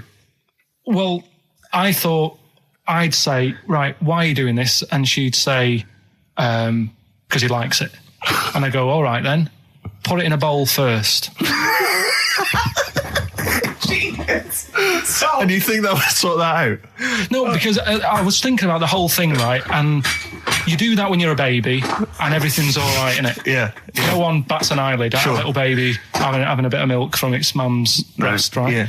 You'd almost say it was natural. But you grow out of it. It's like you don't see. It got me thinking about things you don't see. And you don't see. Did you put this into a computer? Show me things you don't see. What else don't you see? Well, you don't see like an old man having a Twix. You never. So what? You know the terrible thing about all this, Steve, is he's right. You don't see an old man I eating a know, Twix. that's a terrible thing. So what they have got, right? They've made old man toffees, haven't they? They've come up with Gervais. Is that a song? Oh God! You don't see it. So they've got their Werthers, right? Yeah. So Look at him. You think Forget he's it. giving a lecture at Oxford? it's not going anywhere. No, you go know? on. Sorry. Go on. I'm just saying. Right. You grow out of things. Yeah. And the old man, I'm sure when he was a kid, he'd have a Twix. Yeah. Now it doesn't look right. So he's having. It doesn't look right. So. Right. I don't think Werther's originals were specially designed for old people. I think they were sweets that just happened to have been made for years. That's why old people eat them. Yeah. They didn't go, hang on, there's a market here. I've noticed old people aren't eating Twixes. Quick, let's make some old man sweets. But the little advert, he gives it to his grandson as well, doesn't he? He goes, I have a Werther's original. I think it cuts though before he throws it back in his face and goes, get me a Twix. Into films and that. It's just that I only, I've just got the 5 channels and flicking about. And I'm not impressed. I mean, I can understand why more people listen to radio and stuff. Yeah. Well, not this one, but go on. Well, when was it? When was the last time I sort of sat down and had time? Because I'm always busy doing stuff and that. Sure. Moaning takes up about 3 hours a day. When did Wimbledon finish? A couple of weeks ago. Right. Found myself sat there, right? I'm not having a go. I know we've stopped Cheeky Freak of the Week and all that, right? So I'm not going to be having a go. Christ, I sat there. I'm scared. No, I'm not having a go. You've always got to remember that. Go on, just get on with it. Get on with it. I'll apologise after. I'm just saying, watching Wimbledon, it wasn't, one of the major games. It was little fellas in a wheelchair having a game. Little fellas in a wheelchair. Right. But for me, I mean, you know, great. They're doing a sport and everything. Don't put it on the telly. What was up with it? There wasn't like a rally going on. No, do you know what I mean? Do you know normally, Christ. like with well, not Tim Enman, but with some of the other with some of the other players and that, they're playing for ages, aren't they? It's like, oh, who's going to win this and that? Yeah. None of that. It was just like, hit it, net. Oh, Christ! Oh, God! I don't know what to do! And people were like sat there watching it as well when they've got other games going on in there. That's what I couldn't understand. If you've paid your money to get God. in, Yeah. I mean, like I say, good on them if they. Do you know what I mean? But it would have been. I And don't they know. all start first in the marathon. I just thought it would have, you know, given the game a swing ball or something. Yeah. You know what I mean? No, yeah, I understand. Oh, God! Yeah. There's never anything on. XFM in the community. Let's play a tune. Ricky Gervais, Ricky.Gervais. Don't put my name to this last link. Don't put my name to this last link. Ricky.Gervais, xfm.co.uk. Oh. Magic, Virgin, if you're listening, we are available probably sooner than we thought.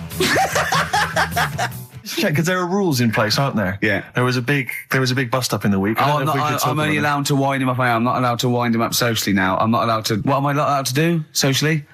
I think squeezing the head socially has been crossed off. Right, okay, and I agreed to that because it got to a head where, you know, Karl was really upset and he was thinking of just giving it all in, weren't you? Yeah. Yeah. Why was that? Because you were just winding me up too much. Yeah. I mean, do you want to bring it all up again? I don't mind. What was I doing? It was just. I mean, I should say now that there was a conversation where we were all sort of really walking on eggshells. It was frosty. It was a conference call, and Karl was on one end. And I'll tell you, I was very much a media. I was very much a UN mediator. What do you think of that, Karl? It was difficult to sort of keep it serious when I'm saying stuff like, "I'm sick of you putting a Burger King bag on my head." Do you know what I mean? Yeah. There's a part of me that's like, I can't believe we're doing this. What I like about it is that I'm laughing and going, well, I won't do that anymore. And he's going, you can still do it on air. And like today, I came in, I went to squeeze Zed, he went at 1 o'clock. I love those rules. Yeah. I love those rules. Well, between the hours of 1 and 3 on a Saturday, you can squeeze his head, you can put a Burger King I bag on can't his... wait. It's terrible. Oh, But dear. that all started last week as well, really, because I got in a bit earlier to do an edit for you on some track that had swearing in it, right? Yeah. So I get in early, he comes in, first thing he does is go to sort of squeeze me head. And my reaction was, not now, do it later. As if it's all right to do it later. Yeah. So that's kind of what made me think this isn't normal. We should just point out, when we say squeezing your head, what exactly does that mean? I put my hand on the front. I do two experiments, right? Yeah. One is the side, because you can crush an egg sideways, so I think that's more dangerous. Right. And I actually put my elbows out, and I pressed like a vice, and I really go for it until it really hurts. And the front one it shouldn't hurt so much, if my experiment's right. I don't know. Well, it was all this that sort of, built up. Sure. And the research that you're doing there, Rick, is that going to be available online at some point? Well, that was the problem. That's what I was saying to him, because it kind of started last week. Well, it's been going on since we've known you. Yeah. Really? Yeah, but I just upped it last week. It got out of hand a bit. I upped it to when I think it got to ahead on Thursday when I filmed it. That was it, yeah. That's right, I brought in the cameraman to film me torturing him, and there was some people from the 6th floor being shown round. Yeah, some management and that, showing probably clients round, sort of, they've probably been on all the different floors, same what all the different radio stations Dr. do. Fox. This is XFM, the sort of this sort of noise going on. Yeah. You see them all look down and I'm saying, don't do that, right? Sure. They might want to spend a load of money. Yeah. And he's doing that, he's wrestling with me, he's filming it. So that's when I just thought, It's mad, isn't it? And then when we were having the argument on the phone, I was saying, has this been some sort of experiment? Yeah. He did. He said that, and of course I lost it. Yeah. But it's all good now. Do you want to squeeze his head before we play the next record? I won't at the moment because we've got to get on. It's not right, and that annoyed me as well because I was trying to find out where he was going. I was filming him. I was going on waiting for Karl. Told Johnny he's meeting a mate at 6, which annoys me on 2 counts. And I'm just doing it to the camera, So I'm gonna follow him and just turn up and go. All right, where you been? But then when I came in, he went, I'm meeting a mate, and he told me where it was. So I told him that spoils my fun. Of course. Because you'd want to just track him down. I don't want him to like it. Yeah. Which is pulled the rug under my carpet now that he's going to let me do. Do you know what I mean? It's just, it's a little bit annoying. This is the Best Of Show on XFM 104.9. I'm Ricky Gervais, with me, Stephen Merchant. Yes. I hope you're enjoying the best of. Have you got some educating, Ricky, for me? Got some education. I need some education, Carl. That's I kind of desperately need some education. I want to learn about Chinese kids that are born hairier than average. I want to hear about deaf girls that can hear after their mum hits their head against a wall. These are the things I need to know. I mean, I don't wish to be disrespectful. He doesn't look like a genius. He doesn't look like But then I genius. don't know what a genius looks like. Exactly. So, Steve. you know, I don't want to be an look at Einstein. Yeah. Yeah. His mum thought he was mental as a child. Where'd you get that information from? That was in the Einstein book. Well, it was in the Einstein book, then it's presumably true. Which Einstein book is that? His Theory of Relativity? The big book of Einstein stuff. Oh, yeah. Yeah, the big bumper book of Einstein stuff. It's Yeah, for a yeah, coach trip, and you have to fill in E equals MC1 squared, 2 fish, or 3 hello, and then it's multiple choice, and you fill it. It's great. It's Did his mum brilliant. think, A, he was a genius, B, mental? Most people go for A, but it is in fact B. She thought he was mental at the age of 28. Oh, Carl, you never let me down. You never let me down. So have you got Educating Ricky for me? We've got Educating Ricky coming up. We've got Rockbusters. We've got Rockbusters. Great As seen and talked about in Heat. In Heat magazine. It's got really tough this week now. We're not messing about anymore. Right. Got some good prizes. Absolutely, yeah, we'll talk about those later. Because, I mean, was it last week that you had the classic? Was it, I can't remember, I'm paraphrasing, Carl, apologies. Something like, I'm here in Texas, I've fallen in a puddle, and my knee has got wet. Yeah. Wet Knee Houston. Whitney Houston. And Yeah. also, it was last week when there was a little bit of confusion over the one for Holly Valance. Right? Of course. I don't think it was confusion, I think it was your error. Yeah. No, it wasn't. And it was Holy Valance, and you meant Pelmet. Then Becky, who called up that time and said, if you're getting mistaken with Pelmet, right, she sent me an email in a week saying, I've done a bit of research. Yeah. It was my fault. I've made an error. Yeah. It is a Valance. Okay. And I know about Valances. As I told you last week, at the very end, my auntie loves them. Yeah. Right? She makes them. She started off just like putting them on top of the sort of window around the curtain. And then she thought, I can do more with this. Yeah. And she had a little coffee table that had magazines underneath. And she said, I'm sick of seeing them magazines when I'm sat down. She sounds like a Pilkington. So... I'm sick of seeing them magazines when I sit down. So she put a Valance around the table. Yeah. She just got Valances around everything now. Yeah. Then, next step, she tapes everything. She never actually watches telly. She tapes it all because she gets sick of listening to the adverts and that. Yeah. So she tapes everything. So she's got loads of videotapes and that.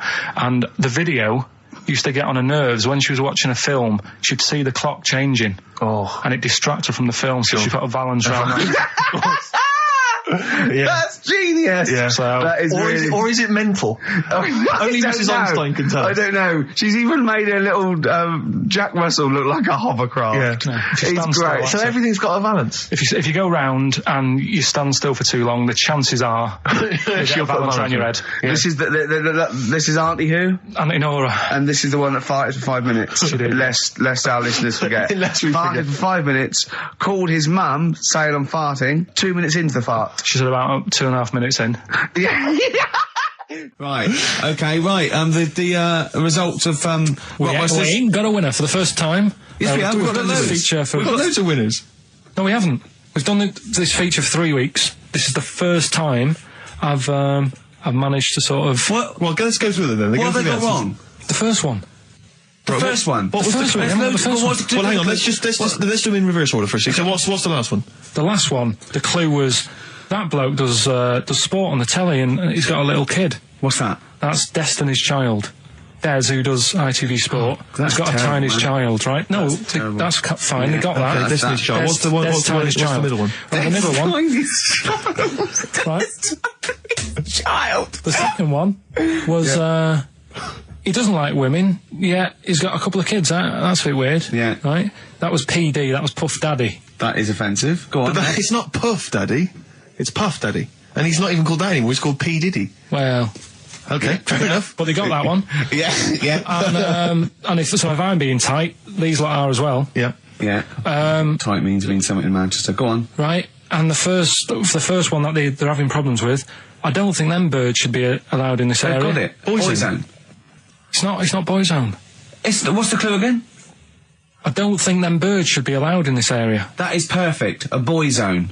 No birds. No women. No women, yeah, birds, right? A boy zone. Sorry, Carl. If that isn't the answer, their clue is better than yours. That is brilliant. What was yours? Boy zone, it works perfectly. What's your answer then? Bangles. I have no idea what that means. Like seagulls. So you don't want them in this area, so you're banning them. Bangles.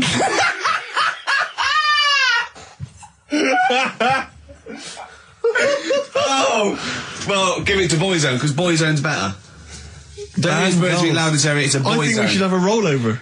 Carl beat them. Carl beat them. You have to use his logic, surely. But theirs works. You can't do what am I thinking. No, that's not what I'm thinking. It perfectly. It works perfectly. I think you've got to give it to the ones that got the boy zone. Well, how about, right, because they didn't actually get into my head and my way of thinking, heaven right? forbid. How about we just keep back the David Attenborough, and they can have, I'll chuck in the Hellraiser, right? Okay. And Blondie album and the Madness one. Yeah, okay, pick a winner at random. Pick a winner, Steve. I'm going to give it to Paul Sloman, who got those answers, and he also says, P.S. Carl, you're a moron. So, I'm giving that to Paul, and good luck to him. Right, well, He's got a crazy night tonight. If we can rush these over to him, he's got a cracking Saturday night. well, if I'm a moron, I might get your address wrong when I send them to you. Oh, Coming right back at you, Paul. Yes. Right. Bit of David Bowie. When's that ever hurt anyone, Steve? Never. Lady Stardust off Ziggy Stardust and the Spiders from Mars on XFM 104.9. I'm Ricky Gervais, Steve Merchant. Karl Pilkington is in the middle of educating me. Colon then, educate me. Did I tell you the time when the doctor said I was going to die? All right, keep talking. Right, ages ago, must have been about 15, right? And at lunchtime there was this. We used to have a choice of stuff to do at lunchtime, right? Used to have like a burger place that had an arcade machine in it, right? So we used to go there and play on that and have a burger. Or there was this baker's, right, that my mum worked at, and did great cakes and stuff, right?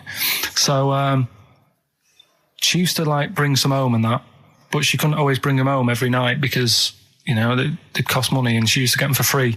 And they used to say they'd rather chuck them away than give them to the staff because there's a chance that the cream might be off. Right. Right, so they used to chuck them round the back. So I used to go around the back with my mate and eat a load. Brilliant. Eating out of bins. No, it wasn't out of bins. They were still in trays, but they just stacked them up near the bins, right? So this got out. I mean, it used to be chocker. Once the school found out, everybody used to go there, and it'd be like, well, have a cake. The headmaster crawling through, fighting the kids off. Right, so I'd have, like, you know, you just eat, I don't know, 6 jam donuts or something, and then you'd spend your dinner money on the arcade machine. Brilliant. Right? So it was a good afternoon, really, right? So you'd do that, and this one day I must have had 6 or 7 jam donuts, a few Congress tarts. What's the Congress tart? I love them. It's me. I can't get them in London, right? So I'd have some of them. If anyone can get a Congress tart for Karl in London, please let him know. So anyway, this day, that was just a normal day. Do you know what I mean? You'd once, twice a week, you'd have a load of cake. In your life, yeah. Yeah, So normal anyway- day in your life. Were the frog boys there with the webbed hands and the big heads? So- and the horse in the settee? Yeah. But the day after one of these days, I had really bad cramp in my belly. Right? I was like in agony, could hardly walk. So I said to my mum, You could hardly stagger to the free cakes. So I was in absolute agony. I said, I don't like doctors, but you'll have to get a doctor in because I don't know what it is. I can't walk. She gets the doctor round. I won't say his name, but he said, well, doesn't look like he's got long left. Blimey. So I was a bit like, hang on a minute, I've only had a few cream donuts. Yeah. My mum was panicking. Sure. He went. My dad came in from work. She said, something's really bad with Karl. I think it's serious. You know, the doctor said he ain't got long left. So he said, what? He said that and just left. So she said, yeah. He said, I'll have to call him then. So he called him up, said, what's all this about? You know, Karl hasn't got long left. How long's he got? So he goes, I was only messing. It's just had some bad cream. Can you believe that? Well, the thing is, I like the fact your mum didn't ask any questions. I know. She Yeah, didn't but go she into doesn't. detail. I Can you explain more, Doctor? No, I got to show off. but she doesn't. She doesn't like talking. you know, I don't want to diss you or your family, but I imagine if I was there, I'd have known the doctor was joking. Yeah. That's all I'm saying. I mean, I sound very arrogant there, but I imagine he went, what's he been doing? Yeah, I had about 6 cream cones. Oh, right. Oh, wow. He hasn't got long to live then. I'll see you later. That's what I think the doctor did. Yeah. I just like the idea your mum just let him go. Yeah. Terrified, thinking, well, I'm not going to probe him. He's that's it then. Dad comes in. Hi, honey, I'm home. Anything happened? The doctor said Carl's going to die and then left. Did he? I'll call him. But anyway, that's why these sort of things fascinate me.